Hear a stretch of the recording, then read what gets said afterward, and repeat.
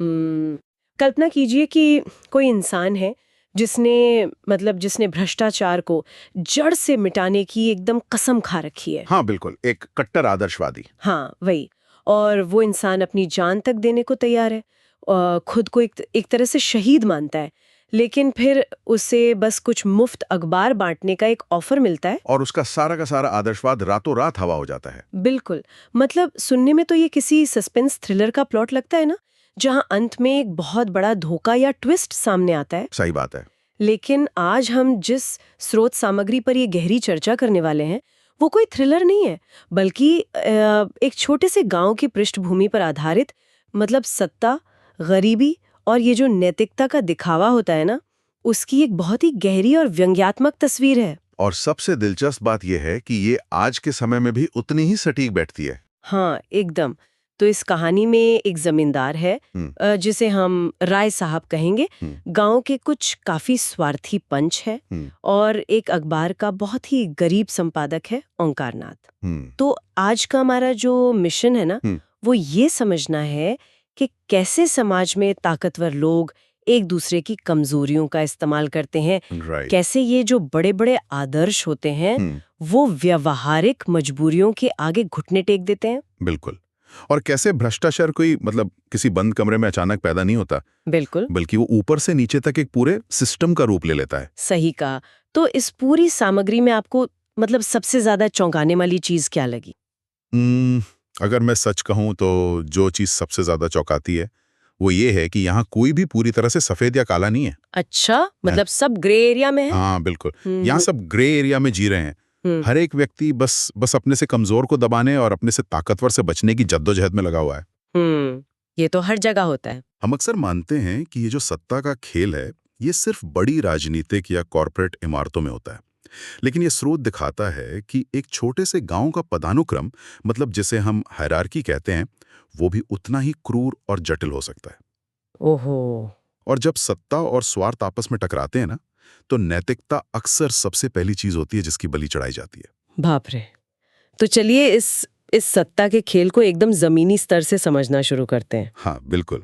कहानी की शुरुआत में ही ना एक बहुत ही तनावपूर्ण दृश्य है, जहां राय साहब जो गांव के जमींदार हैं, वो अपने कारिंदे यानी मैनेजर नोखेराम को बुरी तरह डांट रहे हैं। और डांटने का कारण बड़ा अजीब है। हाँ, कारण बहुत ही अजीब है। गांव के पंचों ने, जिनमें पटेश्वरी, दातादीन और झिंगुरी सिंह शामिल हैं, उन्होंने राय साहब को बिना बताए होरी नाम के एक गरीब किसान पर 80 रुपए का जुर्माना लगा दिया। और जुर्माना इसलिए लगा क्योंकि होरी के बेटे ने एक विधवा को अपने घर में रख लिया था। एक तरह की सामाजिक पंचायत बैठा दी उन्होंने। हाँ, अब ध्यान देने वाली बात यह है कि होरी जैसे गरीब किसान के पास नकद 80 रुपए कहाँ से आते? तो इसके बदले में उसका सारा का सारा अनाज ले लिया गया, और जो बाकी रकम बची थी उसके लिए उसका घर गिरवी रखवा लिया गया। और यहीं से ना उस व्यवस्था का असली चेहरा सामने आना शुरू होता है। वो कैसे? जब नोखेराम अपने बचाव में कहता है कि वो अकेला नहीं था, गांव के और पंच भी इस फैसले में शामिल थे, तो राय साहब का जो जवाब आता है वो सिर्फ एक डांट नहीं है। अच्छा। वो सत्ता के एकाधिकार यानी मोनोपोली को बहुत ही गहराई से समझाता है। मुझे ना ये दृश्य पढ़ते हुए किसी आधुनिक कॉर्पोरेट ड्रामे जैसी फीलिंग आ रही थी। हाँ बिल्कुल वैसा ही है। मतलब ये ऐसा है जैसे किसी कंपनी के मिडिल मैनेजर्स ने सीईओ को बताए बिना ही कोई बहुत बड़ा घोटाला कर दिया हो। सही उदाहरण है ना? और जब सीईओ को इस बारे में पता चलता है तो वो इसलिए नाराज नहीं होता कि बेचारे क्लाइंट के साथ धोखा क्यों हुआ, बल्कि वो इसलिए बौखला जाता है कि भाई उसे इस घोटाले के लूप में क्यों नहीं रखा गया, या उसे अपना कट क्यों नहीं मिला। बिल्कुल। रायर साहब साफ साफ कहते हैं कि पंचों को उनकी रियाया यानी उनके अधीन जो किसान रहते हैं उनके बीच दखल देने का क्या हक है। हाँ, तो यहाँ मेरे दिमाग में एक सवाल आ रहा था। पूछिए। क्या राय साहब को सच में, क्या उन्हें होरी के साथ हुए अन्याय से कोई सच्ची हमदर्दी है, या ये बस अपनी सत्ता छीनने का डर है? अगर हम स्रोत के शब्दों का मनोवैज्ञानिक विश्लेषण करें ना, तो राय साहब के मन में होरी के लिए कोई हमदर्दी नहीं है, बिल्कुल भी नहीं। उनका जो गुस्सा है वो न्याय की स्थापना के लिए तो बिल्कुल नहीं है। उनका गुस्सा बस इस बात पर है कि उनके इलाके में बिना उनके इत्तला के किसी और ने जुर्माना वसूलने की जुर्रत कैसे की। बाप रे, ईगो हर्ट हो गया उनका। बिल्कुल। वो स्पष्ट रूप से कहते हैं कि वसूली सरकार के घर गई। ये सामंती सोच का ना एक बहुत ही पारदर्शी उदाहरण है। हाँ। राय साहब का सीधा सा मानना है कि उनके इलाके के किसानों पर आर्थिक या सामाजिक दंड लगाने का जो विशेषाधिकार है वो सिर्फ और सिर्फ उनका है। ये एक तरह से एक मालिक की बौखलाहट है जब उसके अधिकार क्षेत्र का अतिक्रमण होता है। और वो पंचों को बगुला भगत भी कहते हैं ना, मैंने पढ़ा था। वो सीधे धमकी देते हैं कि वो चाहें तो उस जाली पटवारी और धूर्त पंडित को 7 साल के लिए जेल भिजवा सकते हैं। सही बात है। और यहाँ ध्यान देने वाली बात यह है कि कानून और व्यवस्था राय साहब के लिए कोई न्याय के साधन नहीं है। तो क्या है? वो बस अपनी ताकत बनाए रखने और इन मिडिल मैनेजर्स को कंट्रोल में रखने के हथियार हैं। और ये बात उन पंचों को भी बहुत ही अच्छी तरह समझ में आ जाती है। बिल्कुल। मतलब जैसे ही राय साहब फरमान सुनाते हैं कि भाई शाम तक जुर्माने की पूरी रकम उनके पास पहुंच जानी चाहिए, उन पंचों की हालत देखने लायक होती है। घबरा जाते हैं सब। हाँ, अनाज तो पहले ही बढ़ चुका था, अब रुपए कहाँ से लाएं? जब पैसे वापस करने की बात आती है तो स्रोत में एक बहुत ही रोचक विवरण दिया गया है। हाँ, वो दाता दीन वाला किस्सा। हाँ, दाता दीन अपना ब्रह्मतेज दिखाते हुए कहता है कि भाई उसने तो ब्राह्मणों को भोज दे दिया, होम कर दिया, अब राय साहब की हिम्मत है तो उसे जेल ले जाएं। और जिंगूरी सिंह का तर्क भी तो देखिए। वो क्या कहता है? वो कहता है कि उसने होरी को मारा पीटा थोड़ी है, उसने तो बस होरी को प्रायश्चित करने का अवसर दिया था। ओहो, क्या बात है। ये ना इंसानी बचाव तंत्र यानी जो डिफेंस मैकेनिज्म होता है उसका एक उत्कृष्ट उदाहरण है। हाँ, मतलब कैसे लोग बहाने बनाते हैं। बिल्कुल। जब सत्ता का डंडा पड़ता है ना तो ये लोग कैसे अपने अपने खोल में छिपने की कोशिश करते हैं। कोई धर्म का सहारा ले लेता है तो कोई तकनीकी तर्कों का। लेकिन जमीनी सच्चाई तो ये है कि इन पंचों की आमदनी का एक बहुत बड़ा हिस्सा इसी तरह के अवैध करों और बिगार से आता है। और जो लोग नहीं जानते उनके लिए बता दूं कि बिगार का मतलब होता है बिना पैसे दिए किसी से जबरन काम करवाना। सही कहा। पटेश्वरी तो इसी नौकरी की बदौलत महाजन बना बैठा है और जब उनकी इस भ्रष्ट व्यवस्था पर एकदम से ऊपर से खतरा आता है तो वो हताशा में एक तरकीब निकालते हैं। और वो तरकीब बड़ी ही मतलब एकदम चालाकी भरी है। पटेश्वरी सुझाव देता है कि एक अखबार के संपादक को एक गुमनाम पत्र भेजा जाए। मतलब अगर अखबार में छप जाए कि राय साहब कैसे आसामियों यानी अपने किसानों से जुर्माना वसूल करते हैं तो राय साहब को लेने के देने पड़ जाएंगे। अब इसे समझना बहुत जरूरी है कि ये जो गुमनाम पत्र है ना, ये कोई न्याय की गुहार नहीं है। हाँ, ये तो बस बदला है। हाँ, ये सत्ता के खिलाफ एक कमजोर वर्ग के ब्लैकमेल का हथियार है। मतलब जब आप सीधे तौर पर किसी ताकतवर इंसान से नहीं लड़ सकते तो आप व्यवस्था की दूसरी ताकतों का इस्तेमाल करते हैं। बिल्कुल। जैसे कि प्रेस। बिल्कुल। ये बस अपनी चमड़ी बचाने की एक सोची समझी चाल है। सही बात है। और इसी चाल के कारण कहानी में एक नए किरदार की एंट्री होती है, संपादक ओंकार नाथ। हाँ, यहाँ से कहानी पलटती है। पंचों की यह हताशा ओंकार नाथ नाम के एक संघर्षशील और काफी गरीब संपादक को इस पूरे कीचड़ में खींच लाती है। ओंकार नाथ को जैसे ही ये पत्र मिलता है वो तुरंत राय साहब को सूचना देते हैं और अपने कर्तव्य पालन की दुहाई देते हैं कि भी अगर इस खबर में जरा भी सच्चाई हुई तो एक संपादक होने के नाते उन्हें इसे छापना ही पड़ेगा। बिल्कुल। ये सुनकर राय साहब की जो मानसिक स्थिति होती है ना, उसका बहुत ही विस्तार से वर्णन किया गया है। हाँ, राय साहब पहले तो एकदम गुस्से में सोचते हैं कि जाकर ओंकारनाथ को 50 हंटर जमाएं। बाप रे। लेकिन फिर वो यथार्थ में लौट आते हैं। उन्हें पता है कि अगर ये खबर छप गई तो उनकी जो पूरी सामाजिक प्रतिष्ठा है वो एकदम खत्म हो जाएगी। इसके बाद राय साहब जो ओंकारनाथ का मनोवैज्ञानिक विश्लेषण करते हैं ना, वो इस सामग्री का सबसे मारक हिस्सा है। वो ओंकारनाथ की कमजोरियों को मानो स्कैन करने लगते हैं। हाँ, मैंने उस हिस्से को बहुत ही ध्यान से पढ़ा। राय साहब ओंकारनाथ की दरिद्रता पर विचार करते हैं। वो सोचते हैं कि ओंकारनाथ एक ऐसा दरिद्र व्यक्ति है जिसकी पत्नी एक बनारसी साड़ी तक के लिए तरसती है। सही बात है। मतलब वो दूसरों की स्त्रियों को अच्छी साड़ियां पहने देखकर कुड़ती है और फिर भी ओंकारनाथ में इतना अहंकार है।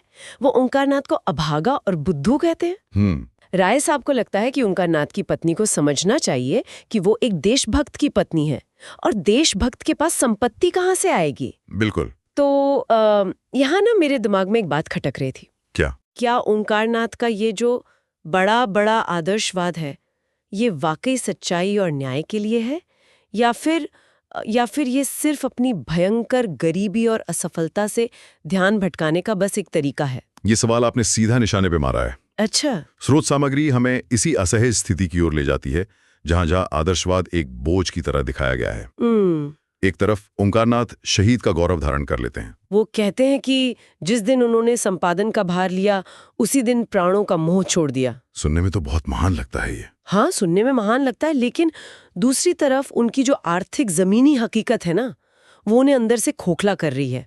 उनके प्रेस के कर्मचारियों का वेतन नहीं बटा है, कागज वाले के पैसे बाकी हैं। ओहो। यहाँ दरअसल मनोविज्ञान का एक बहुत ही दिलचस्प सिद्धांत काम करता है। कौन सा? जब इंसान आर्थिक रूप से असफल होता है ना, तो वो खुद को मानसिक रूप से श्रेष्ठ साबित करने के लिए कठोर आदर्शवाद का चोला पहन लेता है। अरे वाह। अक्सर ये आदर्शवाद एक ढाल बन जाता है अपनी बेबसी और कुंठा को छिपाने के लिए। मतलब ये कि बिना किसी ठोस आर्थिक सुरक्षा के आदर्शवाद को बनाए रखना लगभग नामुमकिन है। बिल्कुल नामुमकिन है।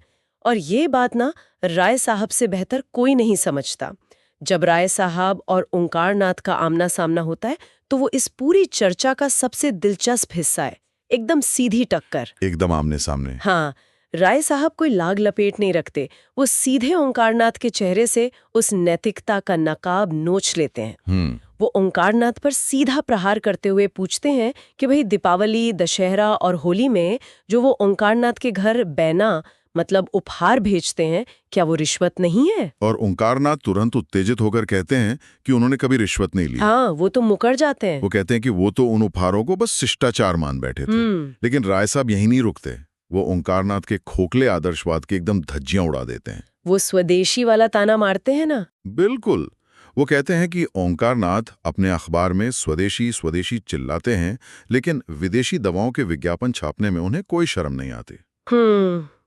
इसके बाद राय साहब अपनी मजबूरियां भी गिनाते हैं कि कैसे ये पूरा का पूरा तंत्र ही भ्रष्टाचार पर टिका है। हाँ, राय साहब बहुत ही तीखे शब्दों में कहते हैं कि क्या उनके घर में रुपये फलते हैं, उन्हें भी तो अफसरों को डालियां देनी पड़ती हैं, सरकारी चंदे देने पड़ते हैं, और खानदान के सैकड़ों आदमियों की जरूरतें पूरी करनी पड़ती हैं। बिल्कुल। वो ये भी कहते हैं कि सुबह से शाम तक उनके सिर पर लोग सवार रहते हैं। कोई कश्मीरी शॉल बेचने वाला आ जाता है तो कोई जीवन बीमा का एजेंट। राय साहब का स्पष्ट तर्क है कि वो कोई अकेले दोषी नहीं है सिस्टम में। लेकिन मुझे एक बात बताइए, क्या ये सिर्फ एक भ्रष्ट आदमी का बहाना नहीं है खुद को सही साबित करने का? ये बहाना भी है और एक बहुत बड़ी सामाजिक सच्चाई भी है। वो कैसे? राय साहब यहाँ बहुत चतुराई से काम ले रहे हैं। वो ओंकारनाथ को ये एहसास करा रहे हैं कि हम सब एक ही हमाम में नंगे हैं। अच्छा। जब राय साहब कहते हैं कि अगर मैं धर्मात्मा बन जाऊं तो मेरा जिंदा रहना मुश्किल हो जाए, तो वो दरअसल ओंकारनाथ को समझा रहे हैं कि तुम और मैं अलग नहीं हैं। बस हमारे शोषण के तरीके अलग हैं। तुम विज्ञापनों से पैसा बनाते हो, मैं अपने किसानों से वसूलता हूं। वो बस ओंकारनाथ के ईगो को ये कहकर शांत कर रहे हैं कि हम दोनों ही इस क्रूर व्यवस्था के शिकार हैं। बाप रे, क्या मैनिपुलेशन है। और यहीं पर ना वो डील पक्की होती है। हाँ, वो मास्टर स्ट्रोक, एकदम मास्टर स्ट्रोक। राय साहब ओंकारनाथ को कोई सीधा पैसा या नकद रिश्वत नहीं देते, क्योंकि उन्हें पता है कि इससे ओंकारनाथ का अहंकार आहत हो जाएगा। हाँ, और वो इसे ठुकरा सकता है। तो इसके बजाय वो एक प्रस्ताव रखते हैं कि ओंकारनाथ उनकी ओर से 100 आदमियों के नाम फ्री अखबार जारी कर दें। और उसका चंदा जो 1500 रुपए होता है वो राय साहब खुद दे देंगे। मतलब ये तो गजब का तरीका है यार। आज के जमाने में इसे हम क्या कहेंगे, पीआर स्पॉन्सरशिप या कॉर्पोरेट लॉबिंग?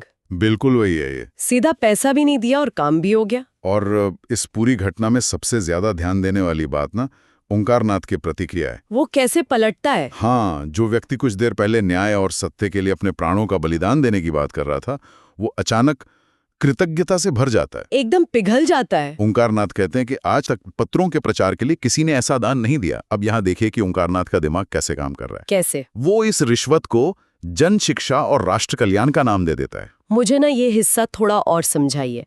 वो ऐसा क्यों कर रहा है? क्या उसे सच में पता नहीं है कि वो बिक चुका है? उसे अंदर से सब पता है, लेकिन देखिए, कोई भी इंसान ना खुद की नजरों में विलेन नहीं बनना चाहता। सही बात है। इसे मनोविज्ञान में कॉग्निटिव डिसोनेंस या वैचारिक मतभेद कहते हैं। अच्छा।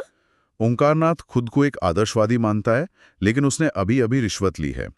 इन दोनों विरोधी विचारों को एक साथ दिमाग में रखना बहुत तकलीफदेह होता है किसी के लिए भी। हाँ, गिल्ट होता है। बिल्कुल। इसलिए उसका दिमाग एक डिफेंस मैकेनिज्म तैयार करता है। वो खुद को समझाता है कि भाई उसने कोई रिश्वत थोड़ी ली है, बल्कि उसने तो देश की जनता को शिक्षित करने के लिए एक जमींदार से स्पॉन्सरशिप ली है। ओहो! जब भ्रष्टाचार को किसी ऊंचे उद्देश्य का चोला पहना दिया जाता है ना, तो उसे स्वीकार करना बहुत आसान हो जाता है। ये तो सच में हैरान करने वाला है। मतलब इंसान का दिमाग कैसे उसे खुद ही धोखा देता है। लेकिन कहानी अभी यहाँ खत्म नहीं होती है। हाँ, असली ट्विस्ट तो घर पर है। जब ओंकारनाथ खुशी खुशी घर लौटते हैं ना, तो उनकी पत्नी गोमती का जो नजरिया सामने आता है, वो इस पूरी स्थिति को एकदम नया आयाम दे देता है। बिल्कुल। ओंकारनाथ अपनी पत्नी को 1500 रुपए के वादे के बारे में बताते हैं और दावा करते हैं कि आज उन्हें इतनी खुशी हो रही है जितनी शायद जिंदगी में कभी नहीं हुई। लेकिन गोमती को उनकी बात पर बिल्कुल भी विश्वास नहीं होता।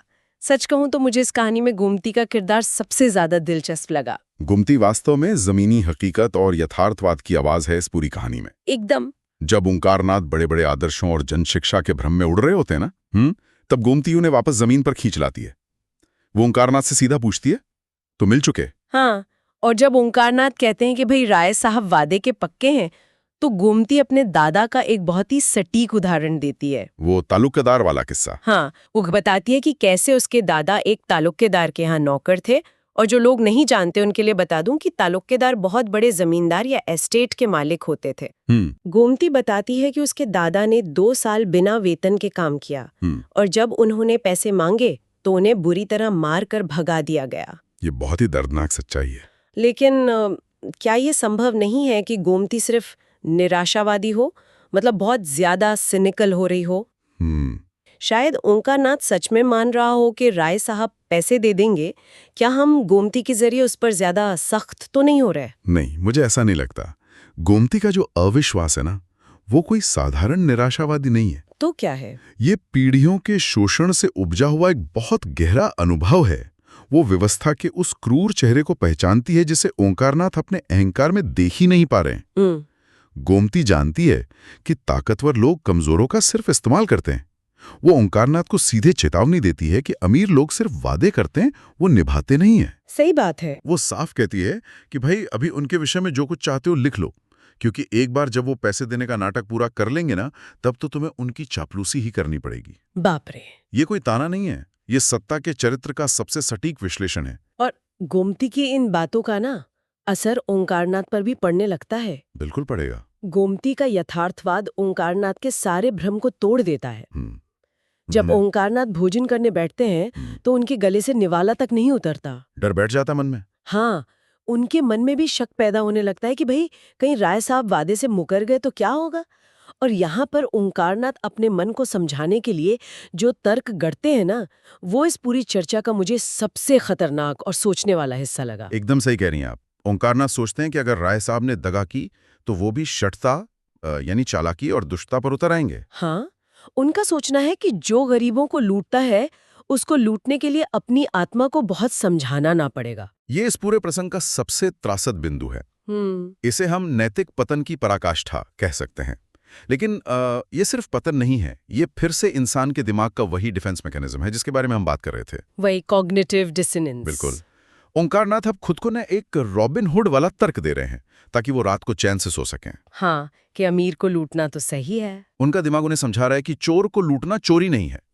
एक व्यक्ति जो कुछ समय पहले तक न्याय और सत्य का रक्षक होने का इतना बड़ा दावा कर रहा था, वो अब एक भ्रष्टाचारी को ब्लैकमेल करने को अपना नया आदर्श मान रहा है। कितनी अजीब बात है ये। ओंकारनाथ ने न केवल समझौता कर लिया है, बल्कि उन्होंने उस समझौते के टूट जाने पर इस्तेमाल किए जाने वाले अनैतिक हथियारों को भी एकदम जायज ठहराना शुरू कर दिया है। तो अगर हम इस पूरी विस्तृत चर्चा के मतलब जो मुख्य निष्कर्ष हैं उनको एक साथ रखें, तो ये स्पष्ट है कि इस कहानी ने हमें सत्ता, भ्रष्टाचार और नैतिकता का एक बहुत ही कड़वा सच दिखाया है। बिल्कुल। हमने देखा कि कैसे समाज में न्याय और उसूलों की बातें अक्सर सिर्फ सौदेबाजी का एक टूल होती हैं। राय साहब जैसे ताकतवर लोग अपनी सत्ता और मोनोपोली बचाने के लिए बहुत ही चतुराई से ओंकारनाथ जैसे लोगों की कमजोरियों का फायदा उठाते हैं। वो उनकी गरीबी और उनके झूठे अभिमान को एक हथियार की तरह इस्तेमाल करते हैं।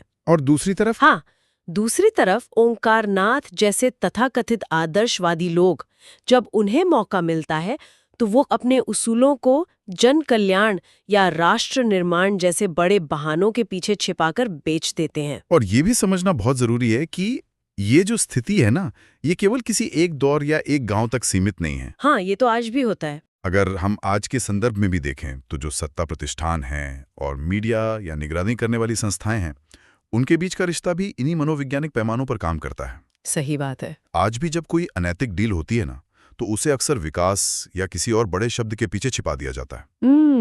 इस स्रोत से हमें ये बड़ी सीख मिलती है कि हमें आदर्शवाद के दावों को हमेशा आलोचनात्मक दृष्टि से देखना चाहिए। मतलब आंख बंद करके भरोसा नहीं करना चाहिए। बिल्कुल, विशेषकर तब जब वो दावे उन लोगों द्वारा किए जा रहे हों जिनकी अपनी आर्थिक या सामाजिक स्थिति असुरक्षित हो। क्योंकि भ्रष्टाचार अक्सर कहीं बाहर से नहीं आता, वो परिस्थितियों के दबाव में इंसान के भीतर ही जन्म लेता है। ये सचमुच एक बहुत ही विचार करने वाली बात है। आज की हमारी इस चर्चा से ये तो पूरी तरह साफ हो गया कि मजबूरी अक्सर इंसान से उसके सबसे प्यारे उसूल भी छीन लेती है। एकदम सही। पेट की आग और व्यवस्था का ये जो भारी दबाव है ना, ये बड़े बड़े आदर्शों को पिघला देता है। इस पूरी कहानी ने एक ऐसा सवाल खड़ा कर दिया है जो किसी को भी सोचने पर मजबूर कर दे। वो क्या? कि अगर मजबूरी उसूलों को इस तरह डिगा सकती है, तो क्या इसका मतलब ये है कि नैतिकता और आदर्शवाद सिर्फ उन लोगों के लिए एक विलासिता है, एक लग्जरी है जिनका पेट भरा हुआ है? बहुत ही गहरा सवाल है। क्या किसी गरीब या जरूरतमंद के लिए सच बोलना सिर्फ एक सौदा बनकर रह जाता है? ये एक ऐसा विचार है जो लंबे समय तक जहन में गूंजता रहेगा। आज के लिए बस इतना ही, फिर मिलेंगे एक नई चर्चा के साथ। कल्पना कीजिए कि एक इंसान भूख से तड़प रहा है, मतलब कई दिनों से उसके परिवार ने अन्न का एक दाना तक नहीं देखा है। भयानक स्थिति है। बिल्कुल। और ठीक उसी वक्त एक दूसरा इंसान आकर कहता है कि देखो, मैं तुम्हें कुछ बीज और बैल दूंगा, लेकिन तुम्हारी जिंदगी भर की मेहनत का आधा हिस्सा हमेशा के लिए मेरा हो जाएगा। बाप रे, ये तो मतलब। हाँ, तो अगर हम इस स्थिति को गहराई से देखें तो क्या हम इसे मदद कह सकते हैं, या फिर ये सीधे सीधे किसी की जानलेवा मजबूरी का क्रूरता से फायदा उठाना है? ये मदद तो किसी भी एंगल से नहीं है। वही तो। आज के हमारे इस गहन विश्लेषण में हम एक ऐसे ही अदृश्य चक्रव्यूह की बात करने जा रहे हैं। आज हमारी मेज पर जो आधार सामग्री है वो साहित्य का एक बेहद झकझोर देने वाला अंश है, और बहुत ही प्रासंगिक भी है। एकदम सही।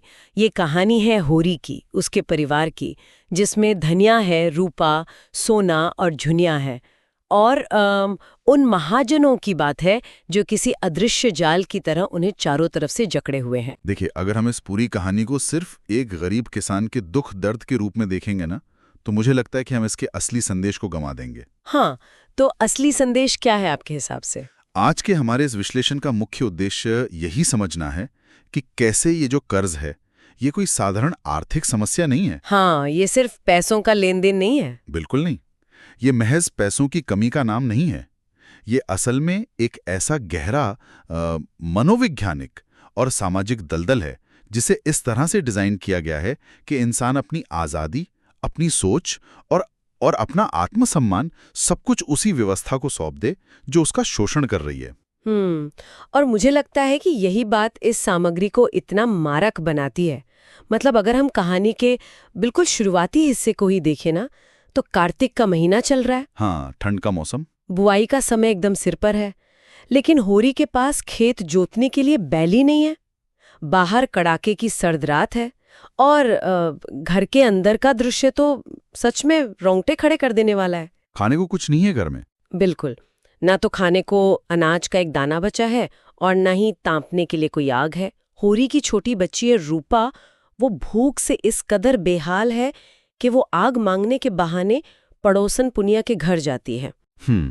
एक बच्ची की मजबूरी देखिए। हाँ, और वहां पुनिया बाजरे की रोटियां और बथुए का साग बना रही है। सोचिए, उस खाने की सामान्य सी महक रूपा के लिए किसी अमृत से कम नहीं रही होगी। बिल्कुल, भूखे इंसान के लिए तो 56 भोग है। लेकिन वो बेचारी कुछ कह नहीं पाती।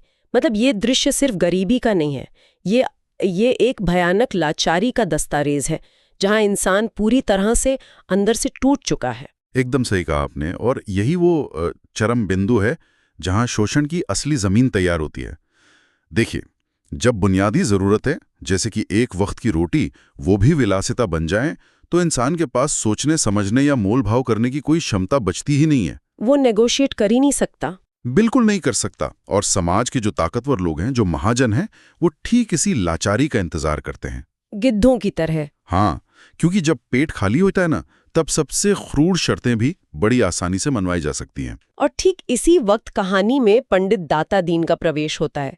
होरी अपनी इसी अंधी लाचारी में घिरावा बैठा है और दाता दीन एक प्रस्ताव लेकर आते हैं। वही साझा खेती का प्रस्ताव। हाँ, साझा खेती यानी आज के जमाने का शेयर क्रॉपिंग।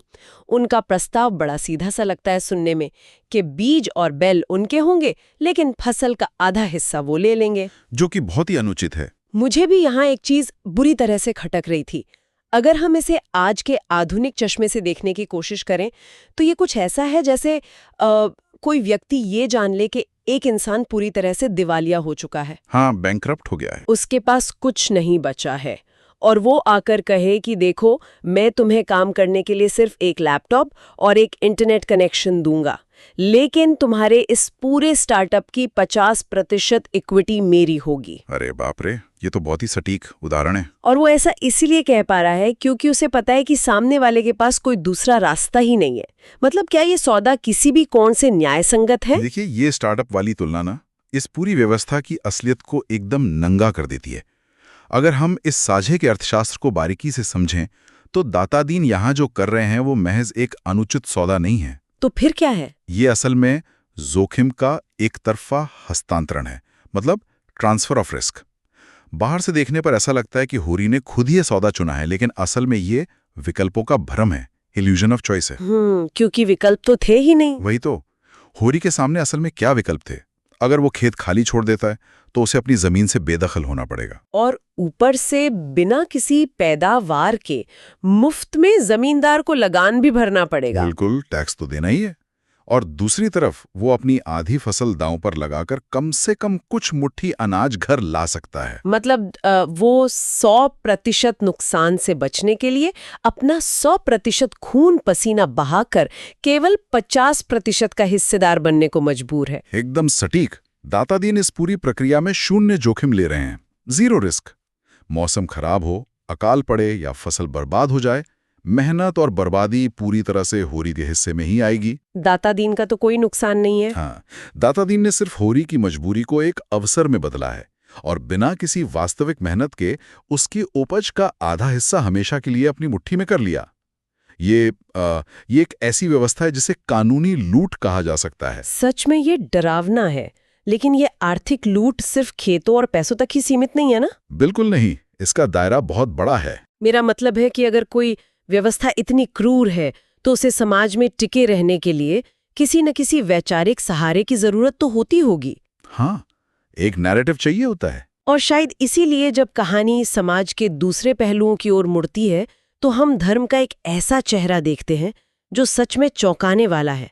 यहाँ दाता दीन के बेटे माता दीन का जो चरित्र उभर के आता है वो सामाजिक पाखंड का एक जीता जागता मॉडल है। माता दीन का चरित्र ये समझने के लिए सबसे अहम है कि शक्तिशाली वर्ग अपने शोषण को कैसे जायज ठहराता है।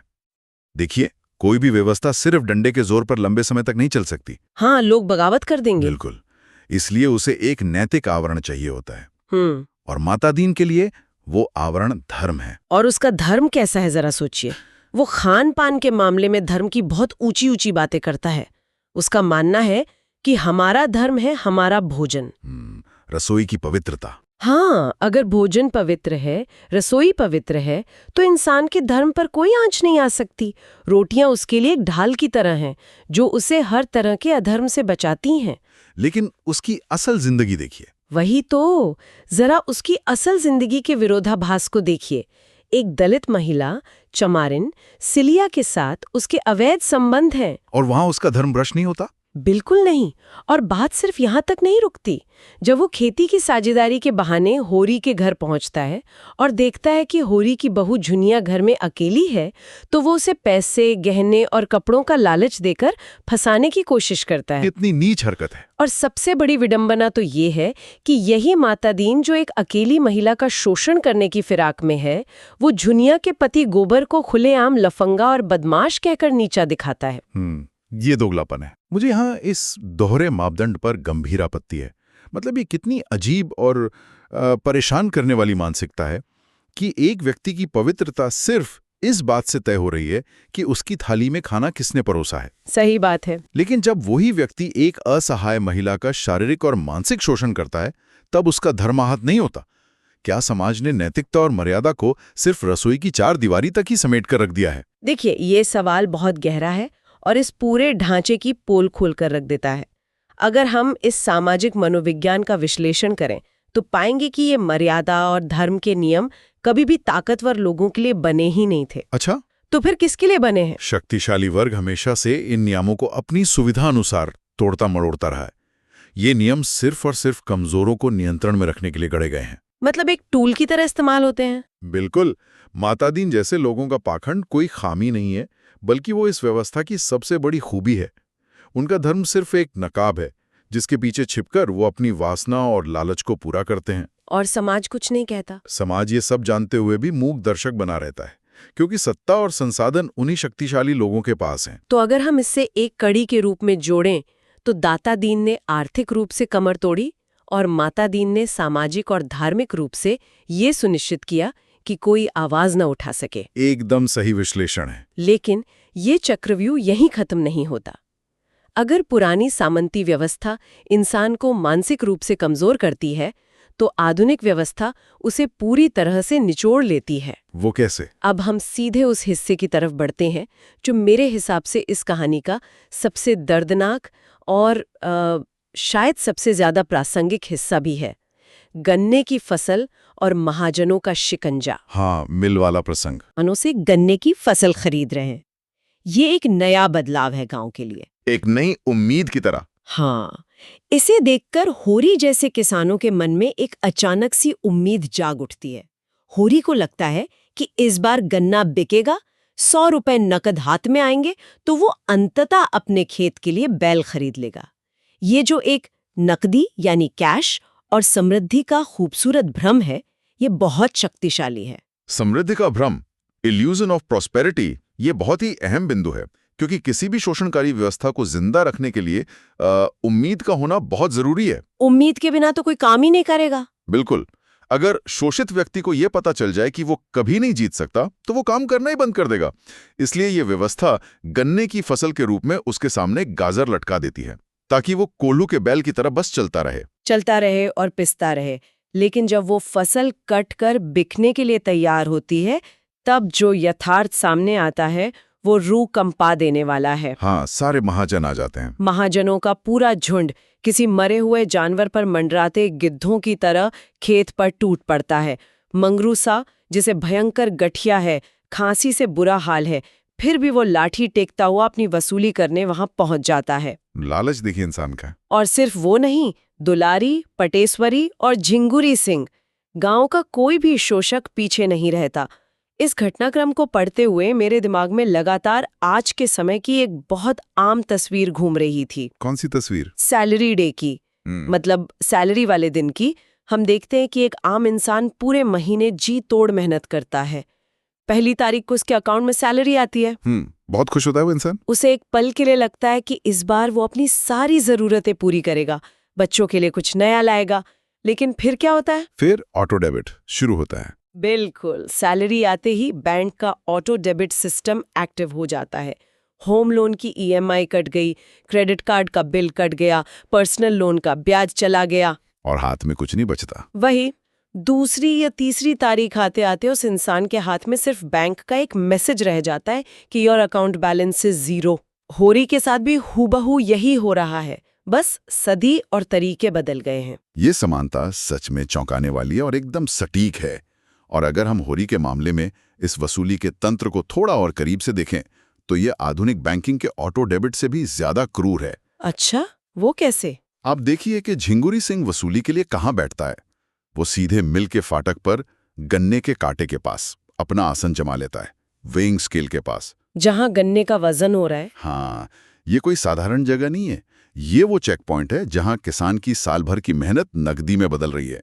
झिंगुरी सिंह किसान के हाथ में पैसा जाने ही नहीं देता। बाप रे। सीधे खजांची से ले लेता है। बिल्कुल, गन्ने का जो भी पैसा बनता है होरी के मामले में कुल 120 रुपए, खजांची वो पैसा सीधे झिंगुरी सिंह के हाथ में रखता है।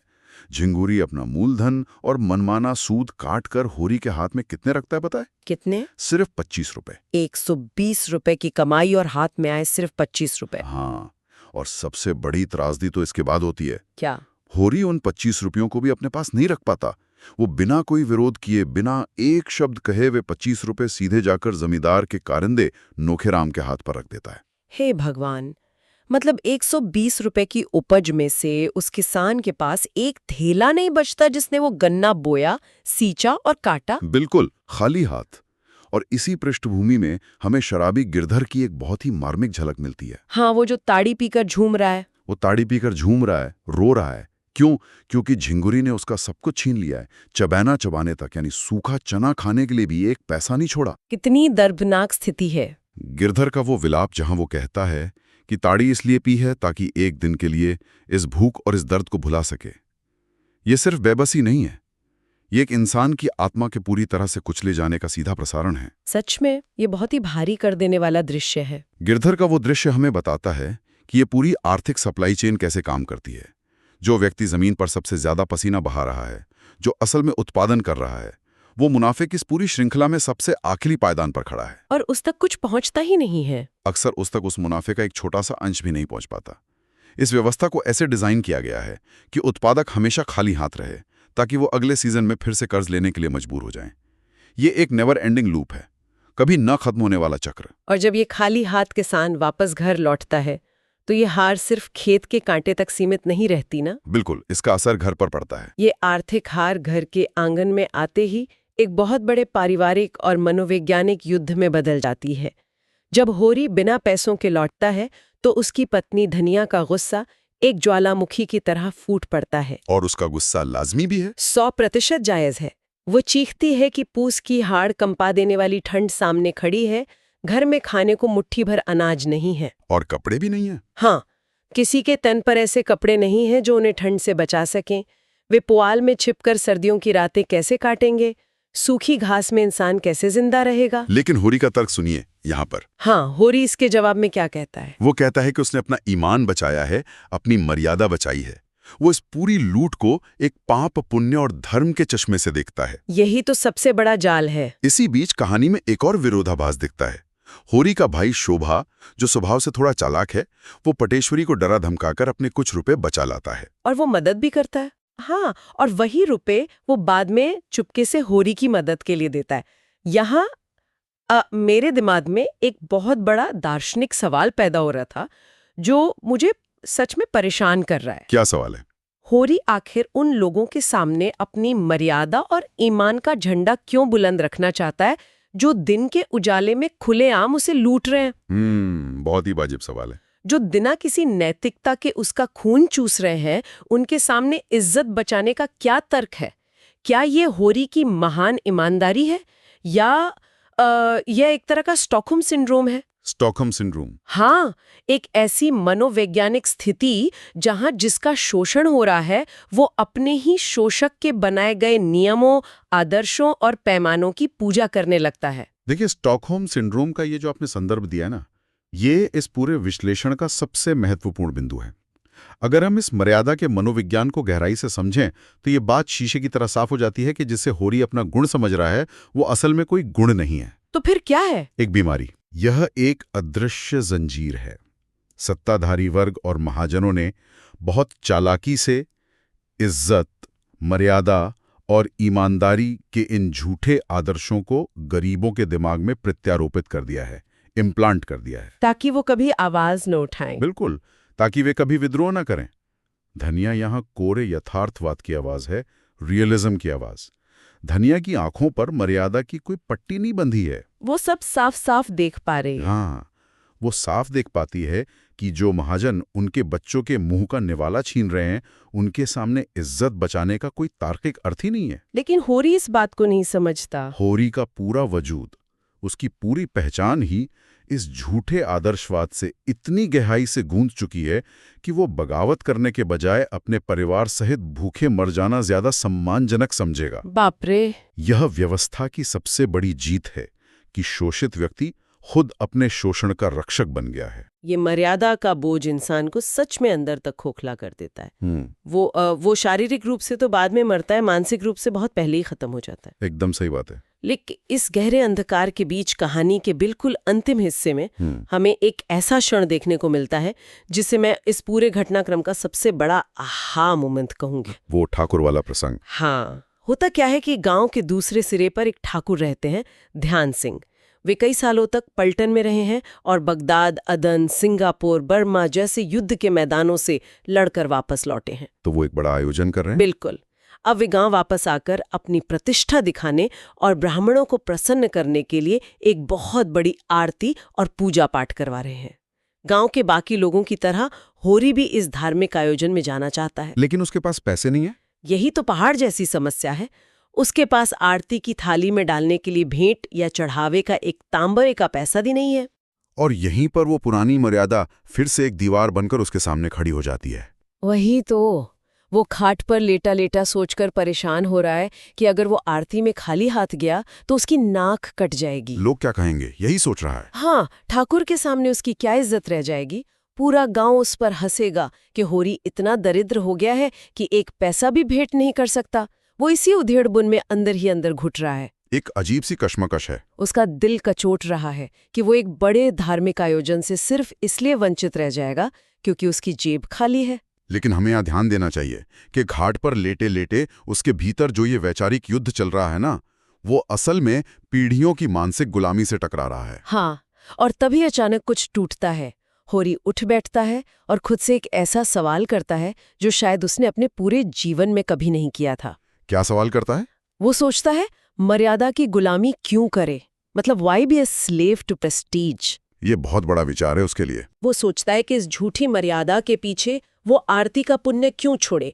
अगर लोग हंसते हैं तो हंसने दो, उसे अब परवाह नहीं है। वाह। पहली बार उसे एहसास होता है कि इस दिखावे और झूठे सम्मान के बोझ ने ही उसे बर्बाद किया है, और अंततः वो एक अभूतपूर्व फैसला लेता है। वो खाली हाथ जाने का फैसला करता है। बिल्कुल, वो बिना किसी पैसे के बिल्कुल खाली हाथ ही ठाकुर के घर आरती में जाने के लिए निकल पड़ता है। देखिए, ये कदम सुनने में शायद किसी को बहुत छोटा लगे कि एक आदमी खाली हाथ आरती में चला गया, क्या बड़ी बात है। लेकिन होरी के लिए ये बहुत बड़ी बात है। बहुत बड़ी बात है। होरी के जीवन के संदर्भ में अगर हम इसे देखें तो ये उसकी मानसिक आज़ादी की दिशा में, उसके मेंटल लिबरेशन की दिशा में एक बहुत बड़ा, एक क्रांतिकारी कदम है। उसने पहली बार समाज की परवाह नहीं की। हाँ, वो पहली बार समाज द्वारा थोपे गए दिखावे के इस भारी दबाव को दरकिनार कर रहा है। वो इस सच को स्वीकार कर लेता है कि जब पेट में अन्न नहीं है और शरीर पर कपड़े नहीं हैं, तो झूठी इज्जत का लबादा ओढ़ने का कोई फायदा नहीं। ये एक तरह का जागरण है। बिल्कुल, ये उस अदृश्य जंजीर के टूटने की शुरुआत है जिसने उसे जीवन भर बांध कर रखा था।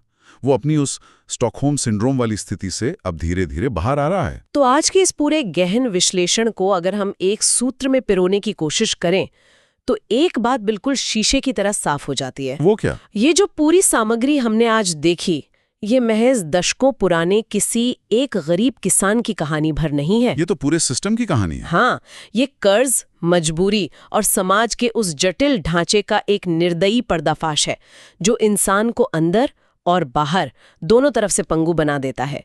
ये हमें दिखाती है कि कैसे मर्यादा, धर्म और इज्जत के नाम पर शोषित वर्ग को ही उसके शोषण का मूक रक्षक बना दिया जाता है। ये एक हथियार है। हाँ, ये एक ऐसा हथियार है जिससे इंसान का आत्मविश्वास, उसके सामाजिक रिश्ते, उसकी सोचने समझने की क्षमता और अंततः उसकी वैचारिक स्वतंत्रता तक छीन ली जाती है। सब कुछ खत्म कर दिया जाता है। ये एक ऐसा चक्रव्यूह है जिसमें प्रवेश करना आसान है, लेकिन जहां से बाहर निकलने के लिए इंसान को सबसे पहले अपनी मानसिक बिड़ियों को तोड़ना पड़ता है, जैसे होरी ने अंत में किया। और यही वो बिंदु है जहां हमें रुक कर थोड़ा विचार करना चाहिए। अगर हम इस चर्चा की शुरुआत में जिक्र की गई उस खूबसूरत और आदर्श गांव वाली पेंटिंग को दोबारा देखें तो वो अब उतनी सुकून देने वाली नहीं लगती। बिल्कुल नहीं, अब तो उसमें सिर्फ दरारें दिखती हैं। हम सभी अपनी जिंदगी में दुनिया को दिखाने के लिए एक ऐसी ही परफेक्ट पेंटिंग बनाकर रखते हैं। होरी की इस पूरी दर्दनाक लेकिन आंखें खोल देने वाली यात्रा को समझने के बाद अगर हम अपने आसपास और खुद की जिंदगी के यथार्थ में झांक कर देखें तो कुछ कड़वे सवाल सामने आते हैं। बहुत ही कड़वे सवाल। आज के इस आधुनिक समय में ऐसी कौन सी मर्यादा, ऐसा कौन सा दिखावा या झूठी प्रतिष्ठा है जिसका भारी बोझ हम अपने कंधों पर ढो रहे हैं? ये सोचने वाली बात है। समाज की नजरों में सफल, सक्षम या सम्मानित दिखने की होड़ में हम रोज अपनी मानसिक शांति और अपनी वास्तविक आर्थिक आजादी की कितनी बड़ी कीमत चुका रहे हैं। बहुत बड़ी कीमत दे रहे हैं हम। क्या हम भी EMI, महंगे स्टेटस सिंबल और झूठी शान के उसी आधुनिक चक्रव्यूह में तो नहीं फंस गए हैं जहां हमारी पूरी मेहनत किसी और के खजाने भर रही है? जैसे झिंगुरी सिंह के खजाने भर रहे थे। बिल्कुल। अगर हम गहराई से सोचें तो हमें खुद से ये पूछना चाहिए कि क्या हम भी किसी न किसी रूप में आज के होरी तो नहीं बन गए हैं? आज के विश्लेषण में बस इतना है। इन सवालों के साथ हम आपको यहीं छोड़े जाते हैं। मिलेंगे अगले गहन विश्लेषण में किसी नए विषय और नई सच्चाइयों के साथ। तब तक के लिए विचार करते रहिए। जरा कल्पना कीजिए कि एक बहुत ही आलीशान बंगला है, बाहर शानदार लग्जरी गाड़ियां खड़ी हैं और बैंक में इतना पैसा है कि मतलब आने वाली कई पुश्तें आराम से बैठकर खा सकती हैं। हाँ, बाहरी दुनिया के लिए तो यही सफलता की जीती जागती मिसाल है ना? बिल्कुल। लेकिन सोचिए, घर की चार दीवारी के भीतर इतनी भयानक घुटन है कि इंसान ये सब कुछ छोड़कर सड़क पर किसी साधारण सी दुकान पर खादी या रुमाल बेचने के सपने देखने लगे। आज की हमारी इस विस्तृत चर्चा की शुरुआत इसी अजीब और विचलित कर देने वाले विरोधाभास से होती है। और देखा जाए तो ये विरोधाभास असल में हमारी आज की जीवन शैली का एक बहुत ही कड़वा सच है। हम लोग अक्सर मान लेते हैं कि भौतिक संपन्नता और मानसिक शांति दोनों एक ही सिक्के के दो पहलू हैं। हाँ, पैसे से सब ठीक हो जाएगा, यही सोचते हैं लोग। एकदम सही। लेकिन आज हम जिस कहानी और उसके किरदारों पर बात करने वाले हैं ना, मिस्टर खन्ना, उनकी पत्नी गोविंदी, डॉक्टर मेहता और मिस मालती, इनके जो मनोवैज्ञानिक ताने बाने हैं वो इस धारणा के बिल्कुल परखच्चे उड़ा देते हैं। तो चलिए इस चर्चा की गहराई में उतरते हैं। आज हमारा उद्देश्य सिर्फ एक पति पत्नी के पारिवारिक झगड़े की कहानी सुनाना नहीं है, बल्कि हम ये डिकोड करने जा रहे हैं कि कैसे समाज आदर्शों के नाम पर इंसान को एक ऐसे पिंजरे में कैद कर देता है जिसकी सलाखें इतनी खूबसूरत होती हैं कि इंसान को अपनी गुलामी से ही प्यार हो जाता है। क्या बात है, खूबसूरत सलाखें। बहुत ही सटीक बात कही आपने। शुक्रिया। तो शुरुआत करते हैं खन्ना और गोविंदी से। मतलब ये दोनों एक ही छत के नीचे रहते हैं, लेकिन दिमागी तौर पर देखा जाए तो ये अलग अलग आकाशगंगाओं में जी रहे हैं। बिल्कुल। खन्ना के लिए दुनिया की हर चीज, चाहे वो रुतबा हो या रिश्ते, बस एक तरह का सौदा है, एक ट्रांजैक्शन है। हाँ, और दूसरी तरफ गोविंदी है जो इस दिखावे की दुनिया में खुद को पूरी तरह से खो चुकी है। उसे एक शांत कुटिया चाहिए, ना कि ये सोने का पिंजरा। और यहाँ जो बात सबसे ज्यादा दिलचस्प है वो ये है कि गोविंदी इस घुटन को सहने के लिए कला का सहारा लेती है। वो कविताएं लिखती है। और देखिए, उसकी कविताएं कोई साधारण तुकबंदी नहीं है। वे असल में एक ऐसे इंसान की चीखें हैं जिसे कोई सुन नहीं रहा। जब आपके आसपास की दुनिया पूरी तरह से भौतिकवादी हो जाती है ना, तो इंसान अपनी आत्मा को जिंदा रखने के लिए ऐसे ही रास्ते तलाशता है।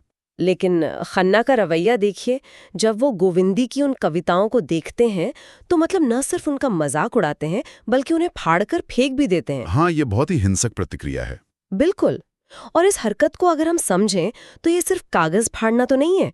खन्ना असल में गोविंदी की पहचान, उसकी आवाज को कुचल रहे हैं। मुझे यहाँ एक बात समझ में आती है। खन्ना का जीवन एक कसकर लिपटी हुई स्प्रिंग की तरह है। अच्छा, स्प्रिंग की तरह कैसे? मतलब बाहरी दुनिया में अपने ग्राहकों और रसूखदार लोगों के सामने वो स्प्रिंग को पूरी ताकत से दबाकर रखते हैं। वो बेहद मीठे, नम्र और आकर्षक इंसान का मुखौटा पहनते हैं। अरे वाह, एकदम सटीक उपमा है ये। साइकोलॉजी में इसे हम इमोशनल लेबर या भावनात्मक श्रम कहते हैं। भावनात्मक श्रम, हाँ, ये टर्म बहुत सही है। दिन भर बाहरी दुनिया के सामने वो एक झूठा मुखौटा ओढ़े रखते हैं। इसमें उनकी इतनी मानसिक ऊर्जा खर्च हो जाती है कि जब वो घर लौटते हैं तो वो स्प्रिंग झटके से खुल जाती है। जाहिर है, घर ही वो इकलौती जगह है जहां उन्हें अपना रुतबा छीनने का डर नहीं होता। वही तो, इसलिए बाहरी दुनिया की सारी कुंठा, सारा जहर वो उस इंसान पे निकालते हैं जो पलटवार नहीं कर सकता। यानी गोविंदी। बिल्कुल, गोविंदी पर। और ये पैटर्न हमें आज के समाज में भी कितना ज्यादा देखने को मिलता है ना। काम का तनाव, बॉसेस का दबाव और घर आके सारा गुस्सा सबसे सुरक्षित लक्ष्य पे उतार देना, यानी अपने परिवार पर। सही कहा। लेकिन इस कहानी में वो स्प्रिंग एक दिन बहुत भयानक भयानक तरीके से टूटती है। हाँ, वो दिन मिस्टर खन्ना के लिए किसी भी व्यापारी का सबसे बुरा सपना हो सकता है। शक्कर मिल में मजदूरों की हड़ताल, शेयर बाजार का क्रैश होना, राय साहब के साथ सौदे में घाटा, लाहौर बैंक का मुकदमा, और तो और उनकी कार का इंजन भी खराब हो जाता है। सब कुछ एक साथ। एक मिनट, मैं यहाँ एक बात जोड़ना चाहूंगी। ये सिर्फ घटनाएं नहीं है, ये खन्ना के हाथ से कंट्रोल फिसलने के प्रतीक है। बिल्कुल, बहुत सही पॉइंट है। खन्ना की पूरी पहचान इसी बात पर टिकी है कि वो चीजों को और लोगों को कंट्रोल कर सकते हैं। हाँ, और जब बाहरी दुनिया उनके नियंत्रण से बाहर हो जाती है तो उनका अंदरूनी खोखलापन सामने आ जाता है। और ठीक इसी भारी तनाव के बीच घर में उनका 10 महीने का सबसे छोटा बच्चा भी बीमार है। हाँ, भीषम, जो जन्म से ही बीमार रहता है, और बच्चे की बीमारी इस तनाव में एक और परत जोड़ देती है। और यहीं पर कहानी में मिस मालती की एंट्री होती है। मतलब शारीरिक रूप से नहीं, बल्कि एक विचार के रूप में। बच्चा बीमार है, गोविंदी डॉक्टर नाग को बुलाना चाहती है, लेकिन खन्ना मिस मालती की वकालत करते हैं, जो कि एक लेडी डॉक्टर है। हाँ, और मालती का नाम आते ही जैसे घर की हवा में बारूद घुल जाता है। गोविंदी मालती से सख्त नफरत करती है।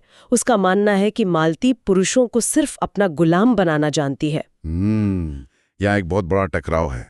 लेकिन मैं आपसे ये पूछना चाहती हूँ, क्या मालती वाकई में इतनी बुरी है, या फिर वो सिर्फ गोविंदी की अपनी गहरी असुरक्षाओं का एक आईना है? क्योंकि देखा जाए तो मालती वो सब कुछ है जो गोविंदी नहीं है, स्वतंत्र, मुखर और अपनी शर्तों पर जीने वाली। ये एक बहुत ही शानदार सवाल है। देखिए, मालती विलन नहीं है, वो इस पूरी पितृसत्तात्मक व्यवस्था का एक सिम्टम है, एक लक्षण है। अच्छा, लक्षण कैसे? गोविंदी मालती से इसलिए नफरत नहीं करती क्योंकि वो एक डॉक्टर है। वो इसलिए नफरत करती है क्योंकि मालती ने उन सामाजिक नियमों को नकार दिया है जिन्हें गोविंदी ने अपना धर्म मानकर ओढ़ रखा है। हाँ, गोविंदी तो त्याग और बलिदान को ही सब कुछ मानती है। एग्जैक्टली। खन्ना मालती की तरफ आकर्षित है क्योंकि मालती उनके कंट्रोल में नहीं है, और गोविंदी के लिए बर्दाश्त से बाहर है कि जिस त्याग को वो अपना सबसे बड़ा गुण मानती है, खन्ना की नजर में उसकी कोई कीमत ही नहीं है। जबकि मालती का बेबाक रवैया खन्ना को लुभा रहा है। मतलब मालती के नाम पर जो बहस शुरू होती है वो बच्चे के इलाज को लेकर है ही नहीं। बिल्कुल नहीं, वो तो सत्ता और ईगो की लड़ाई है। हाँ, गोविंदी जब मालती पर सीधा व्यक्तिगत हमला करती है और कहती है कि वो सीधे उस्त्रे से नहीं उल्टे छुरे से लोगों को मूंढती है, तो वो सीधे खन्ना के अहंकार पर चोट कर रही है। एकदम सही। खन्ना जैसे पुरुष के लिए अपनी बुद्धिमत्ता पर ऐसा तंज सहना असंभव था। गोविंदी अनजाने में खन्ना को बता रही है कि तुम जिसे अपनी पसंद मान रहे हो वो असल में तुम्हें बेवकूफ बना रही है। और यही वो पल है जहां खन्ना अपना आपा खो बैठते हैं। वो शब्दों से आगे बढ़कर शारीरिक हिंसा पर उतर आते हैं और गोविंदी को थप्पड़ मार देते हैं। ये सिर्फ एक झगड़े का चरम नहीं है, ये उस अलिखित सामाजिक अनुबंध के टूटने का क्षण है जहां एक पत्नी से सिर्फ और सिर्फ सहनशीलता की उम्मीद की जाती है। बिल्कुल। और इसके बाद गोविंदी का जो मूक विद्रोह होता है ना, वो मेरे लिए इस पूरे अध्ययन का सबसे शक्तिशाली हिस्सा है। थप्पड़ खाने के बाद गोविंदी कोई विलाप नहीं करती, कोई ड्रामा नहीं होता। हाँ, बल्कि अगले दिन जब बच्चे का बुखार थोड़ा उतर जाता है, वो चुपचाप घर से निकल जाती है। वो हजरतगंज होती हुई चिड़ियाघर की तरफ एक पार्क में जाकर बैठती है। ये वो पल है जब एक इंसान को महसूस होता है कि उसके तथाकथित कर्तव्यों ने उसे अंदर से कितना खोखला कर दिया है। और उस पार्क के दृश्य में गोविंदी का आत्ममंथन, मतलब मानवीय मनोविज्ञान का एक बेहतरीन केस स्टडी है। वहां बैठे हुए वो खन्ना और मालती को कार में हंसते हुए गुजरते देखती है, और यहीं पर उसका नजरिया थोड़ा बदलता है। हाँ, अब यहाँ ध्यान दीजिए, एक पल के लिए वो मालती को बेशाम कहकर खारिज कर सकती थी जी, लेकिन ऐसा होता नहीं है। उसके मन में मालती के प्रति एक अजीब सी सहानुभूति और ईर्ष्या पैदा होती है। हाँ, वो सोचती है कि मालती ने शादी के इस फरेब में न फंसकर बहुत अक्लमंदी का काम किया है। बिल्कुल। ये स्वीकार कर रही है कि शायद उसका रास्ता ही गलत था, और वो आजादी के बारे में सोचने लगती है। हाँ, वो खुद से कहती कि अब वो किसी की मोहताज नहीं रहेगी। गांधी आश्रम का सामान बेचकर या कोई भी छोटी मोटी नौकरी करके अपना गुजारा खुद करेगी, चाहे उसे 10-20 रुपए ही क्यों ना कमाने पड़े। ये सोच ही उसे एक अजीब सी आजादी का एहसास कराती है। देखिए, ये वही आजादी है जिसे हम आज वित्तीय और मानसिक स्वतंत्रता कहते हैं। जब एक इंसान ये समझ जाता है कि सबसे खराब स्थिति, जैसे कि अकेले रहकर खुद की मेहनत की रोटी खाना, उस घुटन भरे महलों की जिंदगी से कहीं बेहतर है, तो वो अजय हो जाता है। सच में दुख के उस सबसे गहरे पल में उसे अपनी असली ताकत मिल रही थी। गोविंदी उस क्षण में कमजोर नहीं है, बल्कि वो अपनी सबसे बड़ी मनोवैज्ञानिक ताकत के मुहाने पर खड़ी है। लेकिन तभी ठीक उसी मुहाने पर कहानी में दार्शनिक डॉक्टर मेहता की एंट्री होती है और यहाँ से ये पूरी घटना एक ऐसा मोड़ लेती है जो मुझे निजी तौर पर बहुत परेशान करता है। हाँ, डॉक्टर मेहता का वो पूरा हस्तक्षेप। बिल्कुल, मेहता आते हैं जब गोविंदी एकांत चाहती है और वो उसे एक लंबा दार्शनिक भाषण देने लगते हैं। वो उसे आदर्श नारी कहते हैं, देवी कहते हैं। वो बताते हैं कि मालती जैसी औरतें तो सिर्फ मनोरंजन या विनोद के लिए होती हैं, असली त्याग और बलिदान की मूरत तो गोविंदी है। सुनने में ये कितना सम्मानजनक लगता है ना। हाँ, सुनने में तो बहुत अच्छा लगता है, लेकिन मुझे बताइए, क्या मेहता जाने अनजाने में गोविंदी को उसी त्याग और बलिदान के महिमा मंडन में नहीं बांध रहे हैं जिसने उसे अब तक दुखी रखा है? आपने बिल्कुल सही नब्ज पकड़ी है। सुनने में ये भले ही सम्मानजनक लगे, लेकिन साइकोलॉजी की भाषा में इसे बिनेवलेंट सेक्सिज्म या उदारवादी लैंगिक भेदभाव कहते हैं। मेहता असल में कोई रक्षक नहीं है, वे एक दार्शनिक जेलर हैं। क्या बात है, दार्शनिक जेलर! इसे थोड़ा और खोलिए। देखिए, जब आप किसी इंसान को देवी का दर्जा दे देते हैं ना, तो आप असल में उससे इंसान होने का हक छीन लेते हैं। पॉइंट है। मूर्तियां जिन चबूतरों पर रखी जाती हैं वो असल में बहुत छोटे पिंजरे ही होते हैं। देवी को गुस्सा करने का हक नहीं है, देवी को अपनी इच्छाएं जाहिर करने का हक नहीं है, और सबसे बड़ी बात, देवी कभी विद्रोह नहीं कर सकती। ओह, मतलब मेहता उसकी विद्रोह को आदर्शों की चाशनी में डुबो के खत्म कर रहे हैं। एग्जैक्टली। मेहता ये भी कहते हैं कि मनुष्य को भूत और भविष्य की चिंता छोड़ देनी चाहिए। वो प्रकृति की दुहाई देते हैं कि नारी हृदय धरती के समान है, जिससे मिठास भी मिल सकती है और कड़वापन भी, उसके अंदर पड़ने वाले बीज में जैसी शक्ति हो। ये रूपक काव्यात्मक तो है, लेकिन अगर गहराई से सोचे तो ये सारा दोष फिर से जमीन पर यानी औरत पर ही डाल देता है। बिल्कुल। मेहता का दर्शन एक विशेषाधिकार प्राप्त व्यक्ति का दर्शन है। जो इंसान खुद दर्द से नहीं गुजर रहा, उसके लिए वर्तमान में जीना बहुत आसान होता है। सही बात है। गोविंदी के लिए तो उसका भूतकाल, उसके घावों का इतिहास है और भविष्य एक खौफ। हाँ, और मेहता उससे ये उम्मीद कर रहे हैं कि वो अपने दर्द को भूलकर फिर से उसी जमीन की तरह बन जाए जो सिर्फ बीज बोने के काम आती है। ये विचारों का शस्त्रीकरण है, जहां दर्शन का उपयोग किसी को उसकी जगह पर वापस धकेलने के लिए किया जा रहा है। और सबसे अजीब बात यह है कि यह शास्त्रीकरण काम भी कर जाता है। हाँ, बहुत आसानी से। क्योंकि बातचीत के दौरान गोविंदी फूट फूट कर रोने लगती है और मेहता से विनती करती है कि वे खन्ना को मालती के चंगुल से बचाएं। मतलब ये देखकर मैं सच में हैरान रह गई, जो महिला अभी अभी अपनी आज़ादी का स्वाद चखने ही वाली थी, वो फिर से अपने उत्पीड़क की रक्षा की भीख मांग रही है। देखिए, ये स्टॉकहोम सिंड्रोम का ही एक सूक्ष्म रूप है। जब आपकी पूरी जिंदगी, आपकी पूरी पहचान किसी एक रिश्ते से परिभाषित होती है, तो उस रिश्ते के बिना आप खुद को शून्य महसूस करते हैं। हाँ, क्योंकि गोविंदी को कभी ये सिखाया ही नहीं गया कि वो खन्ना की पत्नी होने के अलावा भी कुछ हो सकती है। बिल्कुल। लेकिन जब वो एक पल के लिए कहती है कि वो खन्ना के घर वापस नहीं जाएगी, तो मेहता अपना सबसे बड़ा और अंतिम कार्ड खेलते हैं। और वो है मातृत्व का कार्ड। एकदम सही। मेहता कहते हैं कि वो घर खन्ना का नहीं है, बल्कि गोविंदी और उसके बच्चों का है। वो कहते हैं, मातृत्व गौलव का पद है। जैसे प्राण के बिना देह नहीं रह सकती, बच्चों के बिना माँ का कोई अस्तित्व नहीं। और यहीं पर ये पूरी बहस अपने अंतिम निष्कर्ष पर पहुंचती है। मतलब मेहता ने गोविंदी की सबसे दुखती रग पकड़ ली। हाँ, मातृत्व की दुहाई देना समाज का सबसे पुराना और अचूक हथियार है। जब कोई तर्क काम नहीं आता, तो समाज औरत को उसके मातृत्व के नाम पर ब्लैकमेल करता है। वही तो। मेहता ने ये तो नहीं कहा कि तुम्हारे साथ गलत हुआ है, तुम्हें न्याय मिलना चाहिए। उन्होंने सीधा कहा कि तुम्हारा अस्तित्व ही तुम्हारे बच्चों से है। बिल्कुल। तो मेहता ने असल में एक टूटी हुई महिला को सशक्त नहीं किया, उन्होंने सिर्फ उस बेड़ी को खोज निकाला जिसे गोविंदी खुद तोड़ना नहीं चाहती थी। बहुत गहरी बात कही आपने। और इसका नतीजा ये होता है कि गोविंदी मेहता के तर्कों से प्रभावित होकर घर लौट आती है। जब बच्चे दौड़कर उसके गले लगते हैं, तो स्रोत सामग्री के अनुसार उसके चेहरे पर मातृत्व की एक उज्ज्वल गौरवमयी ज्योति चमक उठती है। ये दृश्य भावुक जरूर है, लेकिन क्या ये सच में एक हैप्पी एंडिंग है? ये देखने वाले के नजरिए पर निर्भर करता है। उस समय के समाज के हिसाब से देखें तो हाँ, एक घर टूटने से बच गया। लेकिन दिमागी तौर पर या मनोवैज्ञानिक दृष्टिकोण से गोविंदी ने अपनी आत्मा का सौदा कर लिया है। हाँ, समझौता कर लिया उसने। बिल्कुल। उसने शांति के नाम पर एक ऐसी व्यवस्था के साथ समझौता कर लिया है जो उसका कभी सम्मान नहीं करेगी। और यही बात इस पूरे अध्ययन का सबसे गहरा सबक है।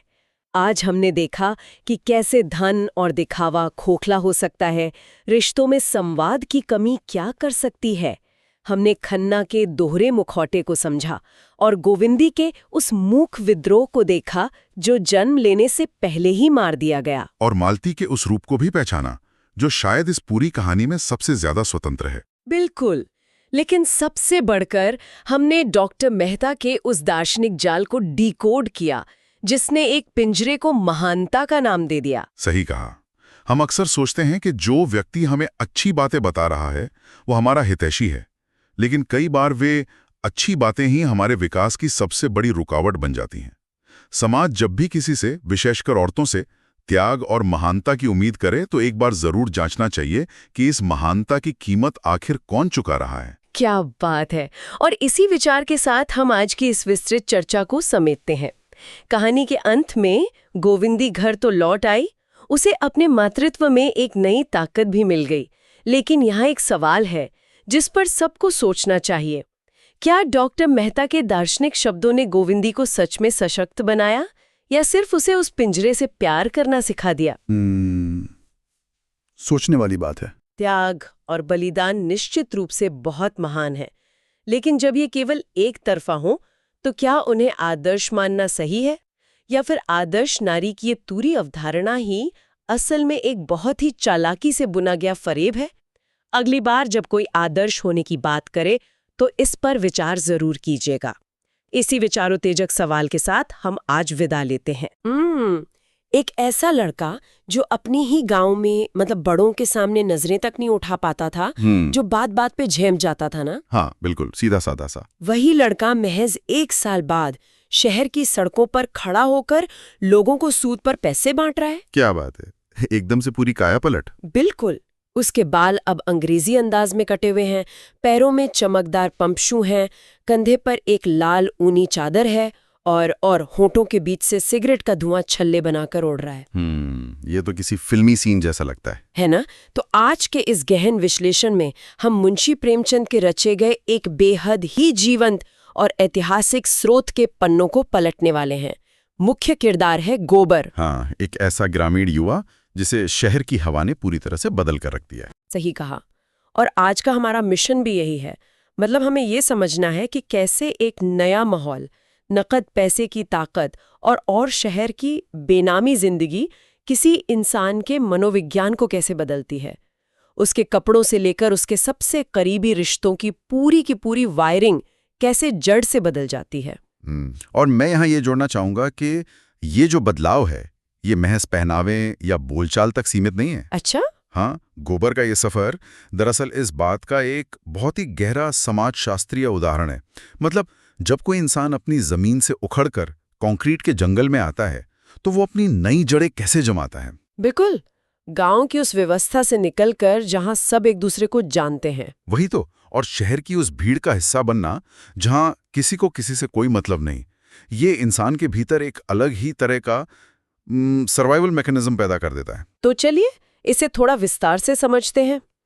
इस कहानी का जो सबसे प्रमुख केंद्र है ना, वो है मिर्जा खुर्शीद का अहाता। हाँ, वो अहाता। इस जगह को सिर्फ एक आंगन या खाली प्लॉट समझना बहुत बड़ी भूल होगी।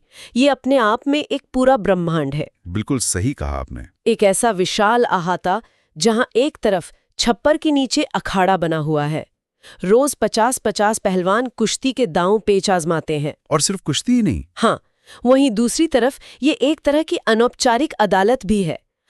पूरे मोहल्ले के झगड़े, चाहे वो पति पत्नी की अनबन हो, सास बहू की तकरार हो या फिर भाइयों के बीच जमीन का विवाद, सब यहीं सुलझाए जाते हैं। अहाते की ये जो बहुआयामी प्रकृति है ना, यही इसे इतना खास बनाती है। ये सिर्फ रहने की जगह नहीं है बल्कि कम्युनिटी स्पेस है। और राजनीति का केंद्र भी तो है। बिल्कुल, यहीं से बड़े बड़े राजनीतिक आंदोलनों की रूपरेखा तैयार होती है।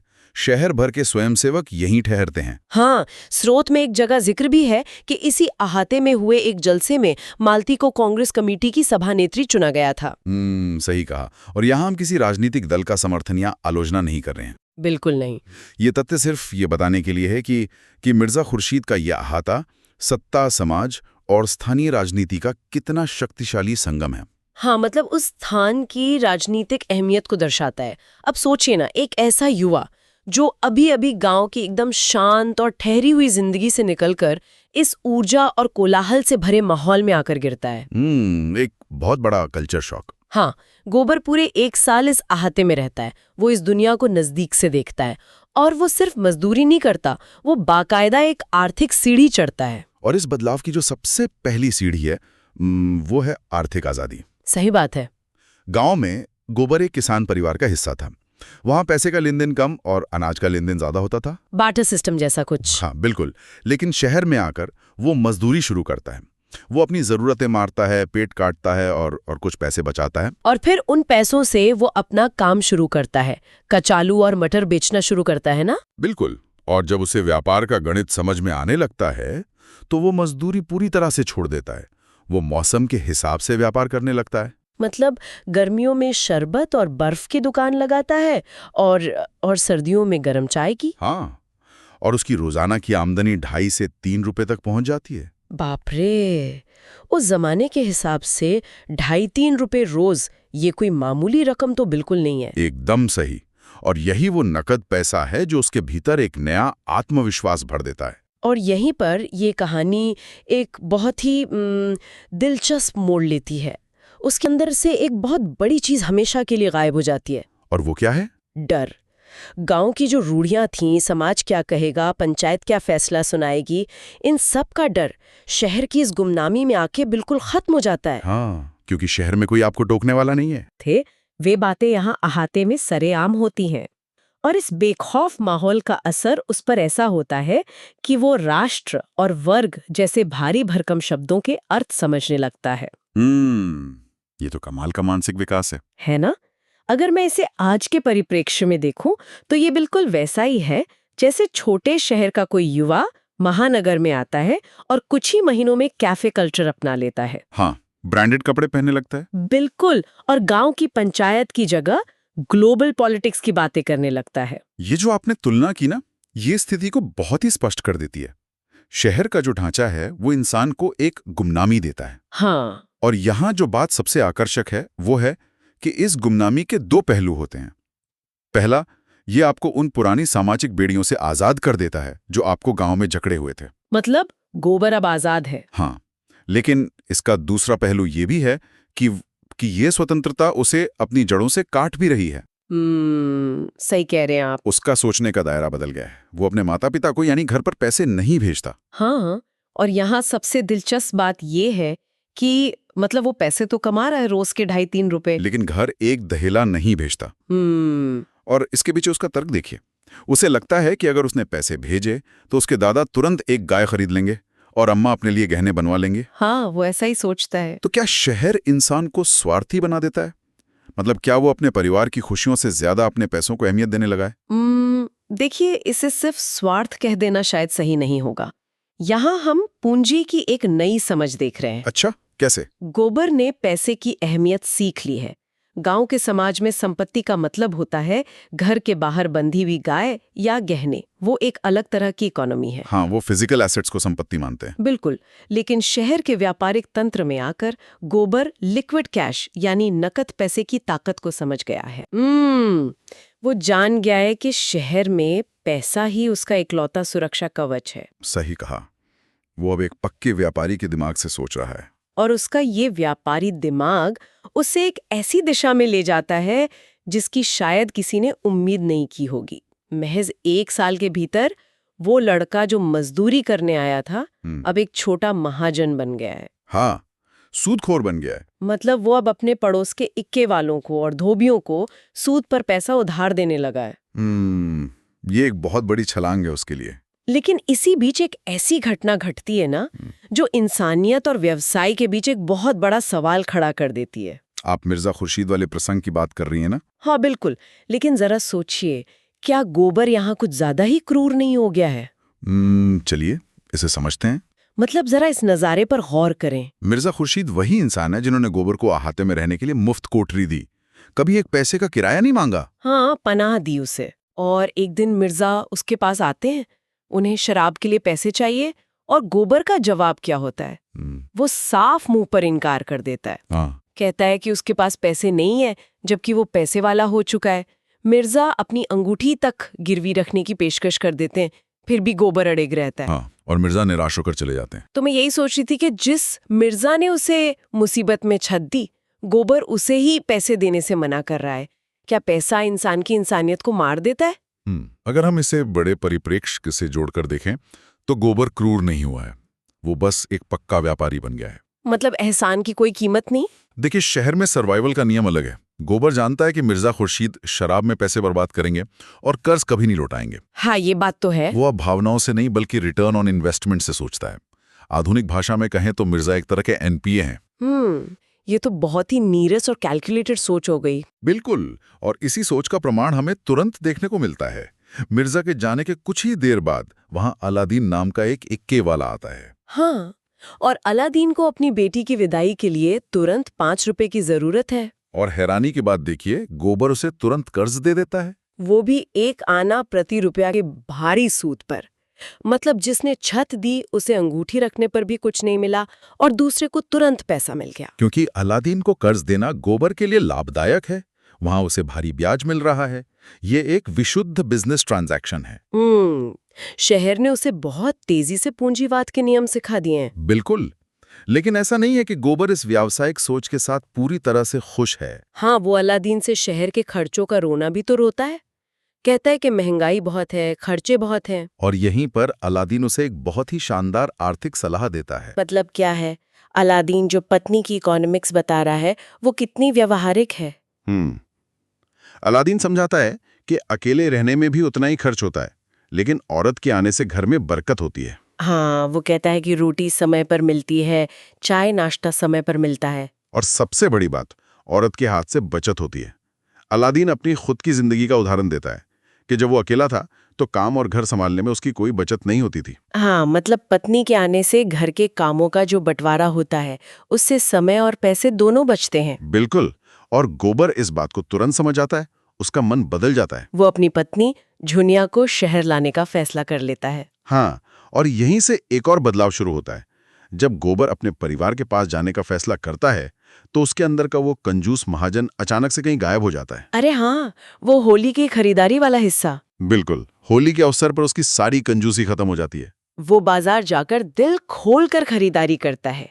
होली के लिए नई धोती, माँ के लिए चादर, झुनिया के लिए साड़ी, चप्पल, जापानी चूड़ियां, सिंदूर, आईना, और हाँ, बच्चे के लिए कपड़े भी खरीदता है। मतलब शहर ने उसे चाहे जितना भी व्यावसायिक बना दिया हो, उसका परिवार के प्रति जो जुड़ाव है वो खत्म नहीं हुआ है। सही बात है। और इसके बाद गोबर का अहाते से घर जाने का जो दृश्य है वो अपने आप में बहुत खास है। वो विदाई का दृश्य। हाँ, वहाँ हिंदू मुस्लिम दोनों का एक दूसरे के दुख दर्द में साथ होना दिखाया गया है। बिल्कुल, वो बहुत ही खूबसूरत सांप्रदायिक सौहार्द का दृश्य है। रमजान का महीना है और एकादशी भी है। हाँ, जो रोजेदार हैं वो रोजा रख रहे हैं, जो एकादशी वाले हैं वो उपवास पर हैं। और अखाड़े में छोटे शिवलिंग रखे हैं, वही नमाज भी पढ़ी जा रही है। वो एक दूसरे को लेकर हंसी मजाक भी करते हैं, लेकिन कोई द्वेष नहीं है। ये पुष्ट करता है कि समाज में इंसानियत और भाईचारा अभी भी जिंदा है। लेकिन इसी बीच एक ऐसा प्रसंग आता है जो इस पूरी कहानी का रुख ही मोड़ देता है। वो इक्के वाले भूरे का प्रसंग। हाँ, स्टेशन वाला दृश्य।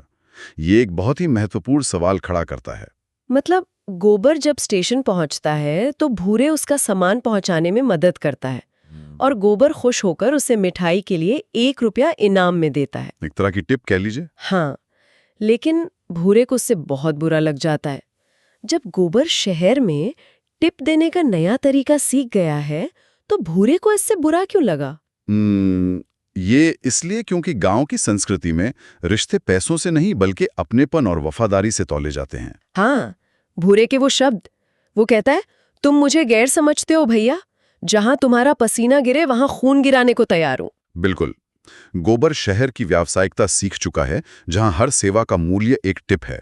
ट्रांजैक्शनल नेचर है ना? हाँ, लेकिन भूरे अभी भी उसी भावनात्मक दुनिया का हिस्सा है जहां दोस्तों से पैसे लेना रिश्ते का अपमान है। और गोबर का उस वक्त लज्जित होना ये दिखाता है कि उसके अंदर का ग्रामीण अभी पूरी तरह से मरा नहीं है।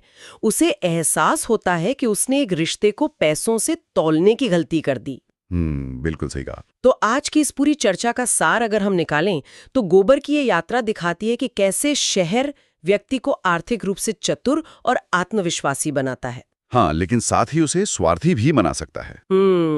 फिर भी परिवार और समुदाय की जड़ें इतनी गहरी होती हैं कि एक त्योहार जैसे होली और एक मित्र जैसे अलादीन की सलाह उसे वापस अपने लोगों की ओर खींच लाती है। बिल्कुल, इंसान पूरी तरह से मशीन नहीं बन सकता। हाँ, तो इस दिलचस्प विश्लेषण को हम एक विचार के साथ यहाँ विराम देते हैं।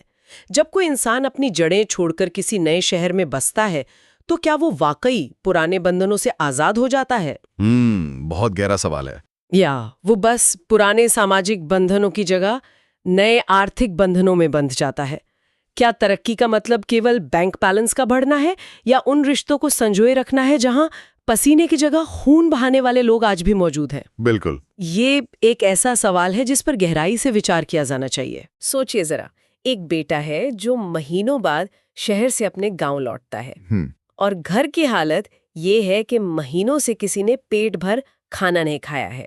भूखमरी बिल्कुल दरवाजे पर खड़ी है। बिल्कुल, बहुत ही खौफनाक स्थिति है। हाँ, लेकिन वो बेटा अपने साथ राशन या अनाज नहीं लाता, बल्कि वो रेशमी साड़ियाँ, चमचमाते जूते, आईना और सुगंधित तेल लेकर आता है। क्या बात है। तो ऐसा क्यों होता है कि नया पैसा अक्सर इंसान की प्राथमिकताओं को ही अंधा कर देता है? आज की हमारी इस गहरी पड़ताल में हम भारतीय ग्रामीण जीवन के कुछ बेहद मार्मिक और झकझोर देने वाले अंशों को खंगालने वाले हैं। और ये भी बहुत ही जरूरी चर्चा है। बिल्कुल, हम ये समझने की कोशिश करेंगे कि कैसे घोर गरीबी, पीढ़ियों का कर्ज और हाड़ तोड़ शारीरिक मेहनत एक इंसान को भीतर तक खोखला कर देती है। सही कहा। और उससे भी ज्यादा दिलचस्प बात यह है कि जब इस टूटे हुए कर्ज में डूबे समाज में अचानक शहर से कमाया हुआ थोड़ा सा पैसा आता है तो क्या होता है? वो पैसा वहां के पारंपरिक शक्ति संतुलन और सदियों पुराने पारिवारिक रिश्तों को किस तरह पूरी तरह से पलट कर रख देता है, हम आज यही डिकोड करेंगे। देखिए, ये जो विरोधाभास है ना, यही इन अंशों की सबसे बड़ी ताकत है। हम यहाँ केवल एक गरीब किसान की कहानी नहीं देख रहे हैं। अच्छा, तो और क्या है इसमें? हम वास्तव में एक बहुत बड़े मनोवैज्ञानिक और सामाजिक बदलाव के गवाह बन रहे हैं। इन स्रोतों में हम साफ देखते हैं कि कैसे सामंतवादी शोषण धीरे धीरे ढह रहा है। मतलब वो पुरानी व्यवस्था जहां एक जमींदार या महाजन पूरे गांव पर राज करता था, बिल्कुल वही उसकी जगह अब एक नई आर्थिक सोच ले रही है। और ये नई सोच पूंजीवाद है, जो अपने साथ एक अलग तरह की क्रूरता लेकर आती है। एक नया संक्रमण काल। जी, एक ऐसा दौर जहां पुरानी नैतिकता दम तोड़ रही है और नई नैतिकता पूरी तरह से सिर्फ पैसे पर टिकी है। तो चलिए सीधे उस दृश्य में चलते हैं जहां से पूरी त्रासदी शुरू होती है। फागुन का महीना है। स्रोतों में बड़ा सुंदर वर्णन है कि आम के पेड़ों पर बौर आ गए हैं। हाँ, प्रकृति में जैसे एक नया जीवन आ रहा है। बिल्कुल, लेकिन इस सुंदर दृश्य के ठीक बीच में हमारा मुख्य पात्र है होरी। जी, होरी, जो कभी एक स्वतंत्र किसान हुआ करता था, अब अपने ही गांव के दाता दीन के खेत में एक बंधुआ मजदूर जैसी स्थिति में पहुंच गया है। एक बहुत ही दुखद पतन। गन्ने की बुआई चल रही है और होरी को महीनों से पेट भर खाना नहीं मिला है। कभी एक वक्त चबेना मिलता है तो कभी वो भी नहीं मिलता। उसका शरीर पूरी तरह सूख चुका है। हाँ, और दाता दीन उसके सिर पर खड़ा होकर उसे लगातार तेज काम करने के लिए गालियां दे रहा है। प्रकृति का खिलना और दूसरी तरफ एक इंसान का धीरे धीरे सूखना, ये जो कॉन्ट्रास्ट है ना, ये बहुत कुछ कहता है। एकदम सही। दाता दीन का जो रवैया है वो किसी एक व्यक्ति का अहंकार नहीं है, वो दरअसल पूरी व्यवस्था का चेहरा है। मतलब सिस्टम ही ऐसा है। बिल्कुल, एक ऐसी व्यवस्था जो इंसान को इंसान नहीं मानती, बल्कि उत्पादन का एक साधन मानती है। जब तक मशीन चल रही है, बस उससे काम निचोड़ते रहो। और यही बात धनिया, जो होरी की पत्नी है, वो कहने की कोशिश करती है। धनिया और उसकी बेटियां भी उसी खेत में कीचड़ में लथपथ होकर गन्ने के गट्ठर ढो रही हैं। पूरा परिवार पिस रहा है। हाँ, और दाता दीन जब धनिया को गालियां देता है और कहता है कि पैसे काम के मिलते हैं, आराम के नहीं, तो धनिया पलटकर जवाब देती है। क्या कहती हो? वो कहती है कि वे इंसान हैं, मशीन या बैल नहीं। लेकिन यहाँ एक बात मुझे बहुत खटकती है, मैं सच में इसे समझ नहीं पा रही हूँ। कौन सी बात? जब धनिया दाता दीन का विरोध करती है तो होरी दाता दीन पर गुस्सा करने के बजाय अपनी ही पत्नी धनिया को डांटने लगता है, उसे चुप कराता है। शोषक तो दाता दीन है ना, तो होरी का गुस्सा अपनों पर ही क्यों निकल रहा है? देखिए, इसे समाजशास्त्र और मनोविज्ञान में आंतरिक उत्पीड़न या इंटरनलाइज्ड ऑपरेशन कहा जाता है। Internalised operation. ये शोषण का सबसे खतरनाक स्तर है। जब कोई व्यक्ति पीढ़ियों से दबाया जा रहा हो तो एक समय के बाद वो शोषक की विचारधारा को अपना ही सत्य मान लेता है।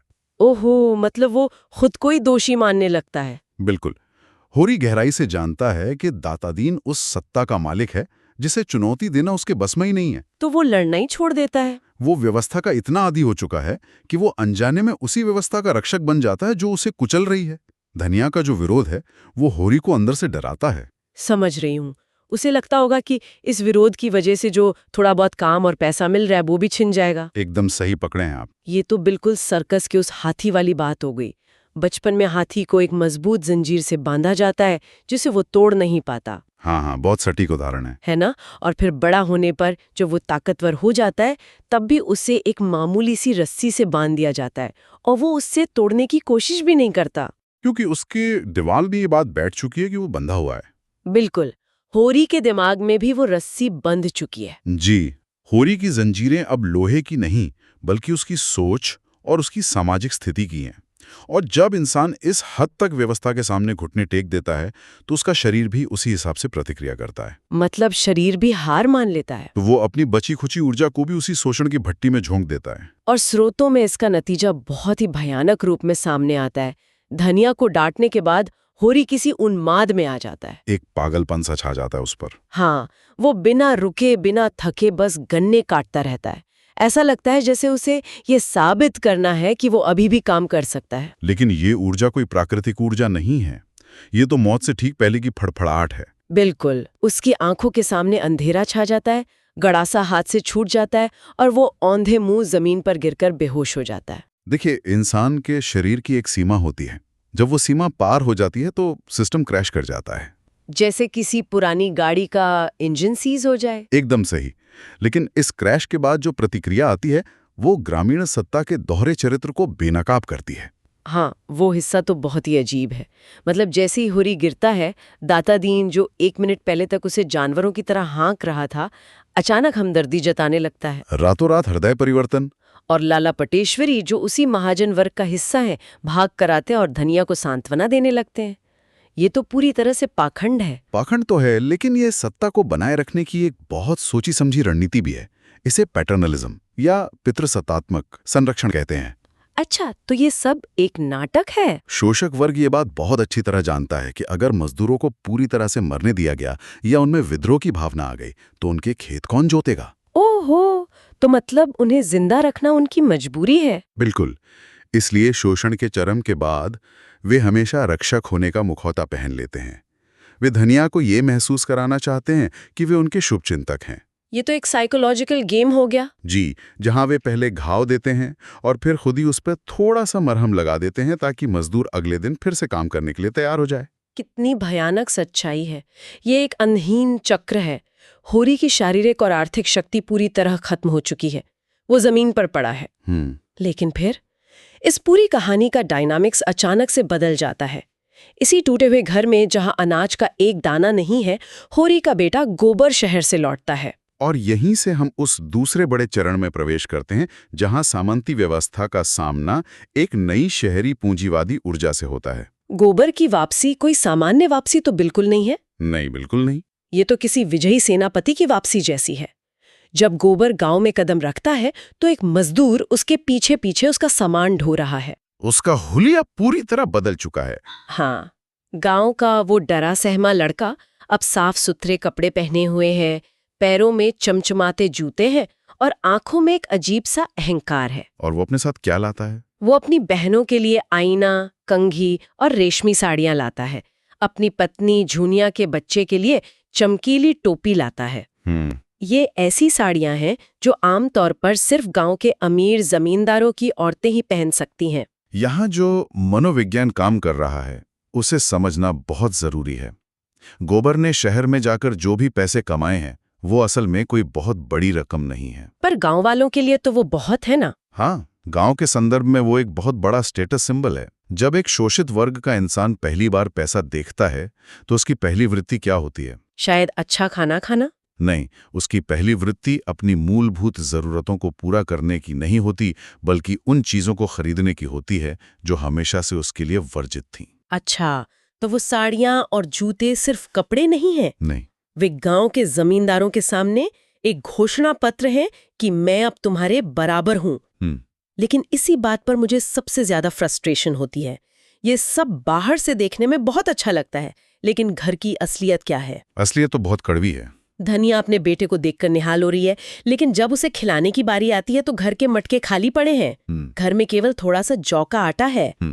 जिस बेटे ने इतने महंगे आईने और रेशमी साड़ियां लाकर ढेर कर दी हैं, उसी बेटे को 2 वक्त की रोटी खिलाने के लिए धनिया को गांव की दुलारी से गेहूं का आटा और चावल उधार मांगना पड़ता है। विडंबना देखिए। ये कैसी संपन्नता है? मुझे तो लगता है कि शहर का पैसा सिर्फ एक भ्रम पैदा कर रहा है। ये एक ऐसा बैंडेड है जो सिर्फ सतह को चमका रहा है, जबकि अंदर का घाव अभी भी सड़ रहा है। ये बहुत ही बेहतरीन अवलोकन है आपका। इसी को हम छद्म संपन्नता या इल्यूजन ऑफ वेल्थ कह सकते हैं। इल्यूजन ऑफ वेल्थ सही शब्द है। गोबर का ध्यान अपनी जड़ों को मजबूत करने पर नहीं है, बल्कि अपने शाखाओं को सजाने पर है। अगर आप उसकी पत्नी झुनिया के चरित्र पर गौर करें तो ये भ्रम और भी स्पष्ट हो जाता है। हाँ, वो खुश नहीं लग रही थी। बिल्कुल, जब गोबर उसे वे चमकीले कपड़े देता है तो वो उपेक्षित महसूस करती है। उसे उस भौतिक चमक से ज्यादा एक भावनात्मक सुरक्षा की जरूरत है। उसे एक ऐसा पति चाहिए जो उसके दुख दर्द को समझे। जी, न कि वो जो शहर से लाकर उसके ऊपर पैसे फेंक दे। मतलब पैसा आ गया है, लेकिन परिवार की जो मूल बीमारी है, कर्ज, भुखमरी और असुरक्षा, वो जस की तस है। बिल्कुल, और ये शहरी पैसा केवल दिखावे तक सीमित नहीं रहता, ये बहुत जल्द एक आक्रामकता में बदल जाता है। गोबर को अपनी इस नई ताकत का इस्तेमाल भी तो करना है। और वो मौका उसे बहुत जल्दी मिल भी जाता है। कैसे? गोबर को पता चलता है कि जब वो शहर में था तब गांव के पंचों ने, जिनमें वही पटेश्वरी, दातादीन और झिंगुरी सिंह शामिल हैं, उसके परिवार पर एक बहुत बड़ा जुर्माना लगाया था। वो जुर्माने वाली घटना। स्रोतों में उल्लेख है कि ये जुर्माना 80 रुपए नकद और 3 मन अनाज का था, और बाद में बातचीत में कुल 150 रुपए ऐंठने का भी जिक्र आता है। बहुत बड़ी रकम थी वो उस दौर में। और सबसे बड़ी बात, इन लोगों ने उनके घर की गाय तक छीन ली थी। गाय, जो कि उस समय के ग्रामीण समाज में केवल एक जानवर नहीं थी। हाँ, वो तो सम्मान की बात थी। बिल्कुल, वो सम्मान और प्रतिष्ठा का सबसे बड़ा प्रतीक होती थी। उसका छिन जाना होरी के परिवार के लिए मौत से भी बदतर था। जब गोबर को ये सब पता चलता है तो वो आग बबूला हो जाता है। वो सीधे उन सत्ताधारी लोगों दातादीन और झिंगुरी सिंह के पास पहुंच जाता है। और फिर सीधा टकराव होता है। हाँ, वो झिंगुरी को उसके मुंह पर गुलाम और बेईमान कहता है। वो दातादीन को सरेआम जलील करता है कि तुम लोग धर्म के नाम पर सिर्फ लूट खसोट करते हो। ये तो गांव के लिए बहुत बड़ी बात थी। और होरी, जो अभी भी पुरानी दुनिया में जी रहा है, वो बुरी तरह घबरा जाता है। वो अपने बेटे को रोकने की कोशिश करता है, धर्म और बिरादरी का हवाला देता है, भगवान का डर दिखाता है। और गोबर क्या कहता है? गोबर साफ कहता है कि दुनिया सिर्फ और सिर्फ पैसे की है। जिसके पास पैसा नहीं है, उसका कोई धर्म, कोई बिरादरी, कोई इज्जत नहीं होती। देखिए, होरी और गोबर के बीच का ये टकराव दरअसल पीढ़ियों का टकराव है। होरी एक ऐसी दुनिया का प्रतिनिधित्व करता है जहां समाज, बिरादरी, पाप पुण्य और एक तरह का सामूहिक ताना बाना मायने रखता था। भले ही वो ताना बाना उन्हें लूट रहा था, भले ही वो शोषक था, लेकिन होरी को लगता था कि इसके बाहर कोई जीवन नहीं है। दूसरी तरफ गोबर है जो पूंजीवाद की बेरुखी लेकर आया है, जहां भावना की कोई जगह नहीं। बिल्कुल, पूंजीवाद में धर्म या बिरादरी का कोई स्थान नहीं है। वहां केवल एक ही भगवान है, और वो है मुनाफा। तो शहर ने उसे यही सिखाया है। गोबर ने शहर में यही सीखा है कि अगर तुम्हारी जेब गर्म है तो सब तुम्हारे आगे झुकेंगे। होरी इसलिए हार जाता है क्योंकि पुरानी मान्यताएं पैसे के इस नग्न तर्क के आगे टिकी नहीं पाती। लेकिन यहीं पर मुझे एक बहुत बड़ा सवाल परेशान कर रहा है। बताइए। जब मैं इन स्रोतों को पढ़ रही थी तो शुरुआत में गोबर का ये विद्रोह सुनकर बहुत अच्छा लगा। ऐसा लगा कि कोई तो है जो इन जालिम जमींदारों की आंखों में आंखें डालकर बात कर रहा है। एक हीरो वाली फीलिंग आती है शुरू में। हाँ, लेकिन थोड़ी देर बाद उसकी बातें चुभने लगती हैं। क्या गोबर सच में कोई क्रांतिकारी है जो इस सड़ी गली व्यवस्था को बदलना चाहता है? आपको क्या लगता है? मुझे तो ऐसा लगता है कि उसकी जेब में सिर्फ 200 रुपए आ गए हैं, इसलिए वो इतना अहंकार दिखा रहा है। उसकी हैकड़ी और उसके बात करने का तरीका तो बिल्कुल उन्हीं जमींदारों और महाजनों जैसा है जिनका वो विरोध कर रहा है। वो सिस्टम को तोड़ना नहीं चाहता, वो बस उस सिस्टम में अपनी कुर्सी बदलना चाहता है। ये इस पूरे विषय का सबसे गहरा और सबसे कड़वा सच है। गोबर कोई समाज सुधारक या क्रांतिकारी नहीं है। हाँ, क्रांतिकारी तो वो होता है जो सबके लिए लड़े। बिल्कुल। एक क्रांतिकारी वो होता है जो पूरी व्यवस्था को उखाड़ फेंके ताकि कोई भी शोषित न रहे। गोबर क्या कर रहा है? वो तो बस अपनी धौंस जमा रहा है। वो सिर्फ ताकत के नए समीकरण का इस्तेमाल कर रहा है। कल तक जो लोग उसे पैसे और रुतबे के दम पर दबाते थे, आज वो उसी पैसे के दम पर उन्हें आंखें दिखा रहा है। मतलब डर खत्म हो गया उसका। उसके पास शहर की हवा है जिससे उसका सदियों पुराना भय खत्म हो गया है, लेकिन उसकी आत्मा के अंदर वही सामंती लालच और शक्ति प्रदर्शन घर कर गया है। उसने अपने उत्पीड़कों के ही तौर तरीके अपना लिए हैं। यानी शोषित जब थोड़ा सा ताकतवर होता है तो वो खुद शोषक बनने की पूरी कोशिश करता है। दुर्भाग्य से यही होता है। और ये बात हमारे अगले विषय पर बिल्कुल सटीक बैठती है। गोबर का ये नया पूंजीवादी अहंकार केवल गांव के जमींदारों तक सीमित नहीं रहता, ये तो घर के अंदर भी घुसपैठ करता है। बिल्कुल। जो कुछ वो अपने ससुर भोला के साथ करता है वो इस पूरी मानसिकता को उजागर कर देता है। भोला और होरी के परिवार के बीच की दुश्मनी तो पहले से ही सर्वविदित थी। अरे भारी दुश्मनी, यहाँ तक कि भोला ने ही आकर होरी की गाय छीनी थी। अब गोबर अपने ससुर भोला के घर जाता है। शुरुआत में वो भोला के पैर छूता है, एक संस्कारी दामाद की तरह। हाँ, ऐसा लगता है जैसे वो पुरानी कड़वाहट भूलकर माफी मांगने आया है। लेकिन ऐसा कुछ नहीं होता ना। नहीं, वो पैर सिर्फ एक औपचारिकता के लिए छूता है। पैर छूने के कुछ ही सेकंड बाद वो पूरी तरह से एक चालाक सेल्समैन बन जाता है। सीधा मुद्दे पर। वो बिजनेस की बात करने लगता है। ये दृश्य मुझे आज के कॉरपोरेट जगत की याद दिलाता है। ये तो बिल्कुल वैसा ही है जैसे कोई स्टार्टअप किसी प्रतिद्वंदी कंपनी का अधिग्रहण कर रहा हो, एक कॉरपोरेट टेकओवर चल रहा हो। बहुत सटीक तुलना है ये। गोबर ने इस गहरी पारिवारिक कलह को अचानक एक बिजनेस डील में बदल दिया।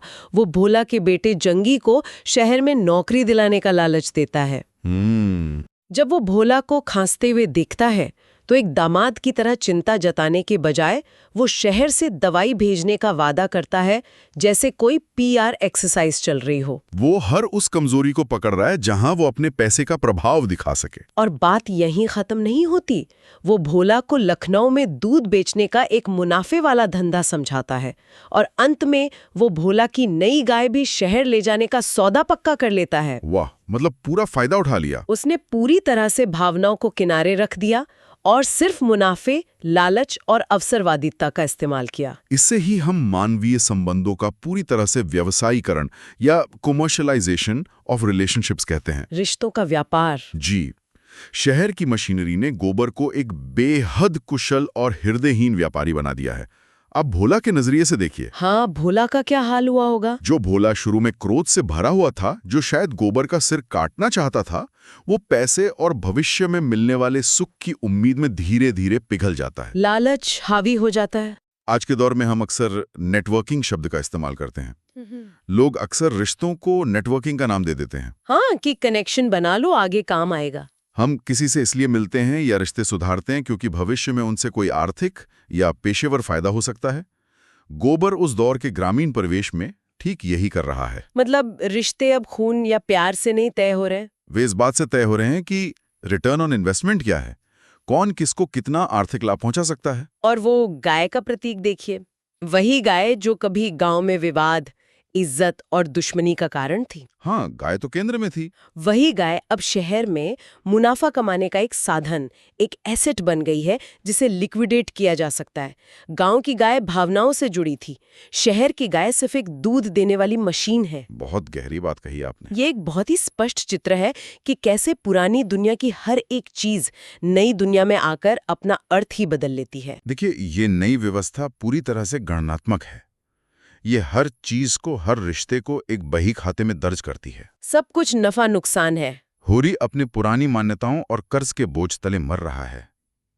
वो अपनी हड्डियों को गला रहा है क्योंकि वो अभी भी रिश्तों, बिरादरी और धर्म में विश्वास रखता है। वो पुराने दौर का इंसान है। और वहीं दूसरी तरफ गोबर है, जो इस नई शहरी अर्थव्यवस्था का ध्वजवाहक है। उसके पास पैसा तो आ गया है, लेकिन वो पूरे तरह से व्यवहारिक और संवेदना शून्य हो चुका है। उसके लिए परिवार भी अब केवल एक निवेश का जरिया है। तो आज की हमारी इस पड़ताल में जो तस्वीर उभर कर आती है वो बहुत गहरी और सच में परेशान करने वाली है। जी बिल्कुल। इन स्रोतों के माध्यम से हमने देखा कि कैसे घोर गरीबी इंसान के शरीर और उसकी आत्मा दोनों को तोड़ देती है, जैसे होरी उस गन्ने के खेत में टूट गया। लेकिन फिर हमने ये भी देखा कि जब उस गरीबी को मिटाने के लिए शहर का पैसा उस गांव में आता है तो वो भूख तो नहीं मिटाता, लेकिन सदियों पुराने डर, सम्मान और रिश्तों के ढांचे को जरूर ध्वस्त कर देता है। इस पैसे ने गांव के पुराने सत्ता समीकरण को तो हिला के रख दिया है। जो महाजन कल तक भगवान बने बैठे थे, आज वो शहर से लौटे एक पैसे वाले युवा के सामने बौने नजर आ रहे हैं। हाँ, पावर डायनेमिक्स बदल गए हैं। लेकिन जैसा कि हमने गहराई से समझा, ये किसी आदर्श समाज या समानता की स्थापना नहीं है। ये सिर्फ सत्ता का एक हाथ से दूसरे हाथ में जाना है। तो इस पूरी चर्चा को समेटते हुए एक बहुत ही अहम बिंदु उभर कर आता है। गोबर को लगता है कि शहर जाकर उसने अपनी बेड़ियां तोड़ दी हैं। उसे ऐसा भ्रम है। उसने गांव के उन सामंती मालिकों को उनके मुंह पर खरी खोटी सुना दी है। उसे लगता है कि वो अब पूरी तरह आजाद है। लेकिन यहाँ एक ऐसा सवाल खड़ा होता है जिस पर हमें गहराई से विचार करना चाहिए। क्या है वो सवाल? क्या गोबर वास्तव में आजाद हुआ है, या क्या उसने सिर्फ गांव के उन दृश्य सामंती मालिकों की गुलामी छोड़कर शहर के उन अदृश्य पूंजीवादी मालिकों की गुलामी स्वीकार कर ली है? सोचने वाली बात है। शहर का जो तंत्र उसे चंद रुपए देकर उसके परिवार, उसकी संवेदनाओं और उसकी जड़ों से दूर कर रहा है, क्या वो तंत्र दाता दीन से कम क्रूर है? शायद और भी ज्यादा क्रूर है। क्या शहर से आया ये नया पैसा और ये नया आत्मविश्वास वास्तव में एक आजादी है, या ये सिर्फ एक नए, ज्यादा चमकीले और बड़े पिंजरे का दरवाजा है? ये एक ऐसा ज्वलंत प्रश्न है जो केवल एक ग्रामीण कथा तक सीमित नहीं है। ये आज के आधुनिक भागते हुए समाज और हमारी अपनी महत्वाकांक्षाओं पर भी एक बहुत बड़ा सवालिया निशान लगाता है। बिल्कुल। हम सब भी तो किसी न किसी चमकते हुए पिंजरे की ओर ही भाग रहे हैं। सच कहा आपने। और इसी विचारोत्तेजक प्रश्न के साथ हम आज की अपनी इस पड़ताल को यहीं विराम देते हैं। इस यात्रा में हमारे साथ जुड़ने और इन जटिल सामाजिक और मानवीय परतों को उधेड़ने के लिए बहुत बहुत धन्यवाद। जी शुक्रिया। उम्मीद है कि आज की ये चर्चा हमारे श्रोताओं को लंबे समय तक सोचने पर मजबूर करेगी, और अगली बार जब सफलता और पैसे की बात होगी तो हम उस अदृश्य पिंजरे को जरूर याद रखेंगे।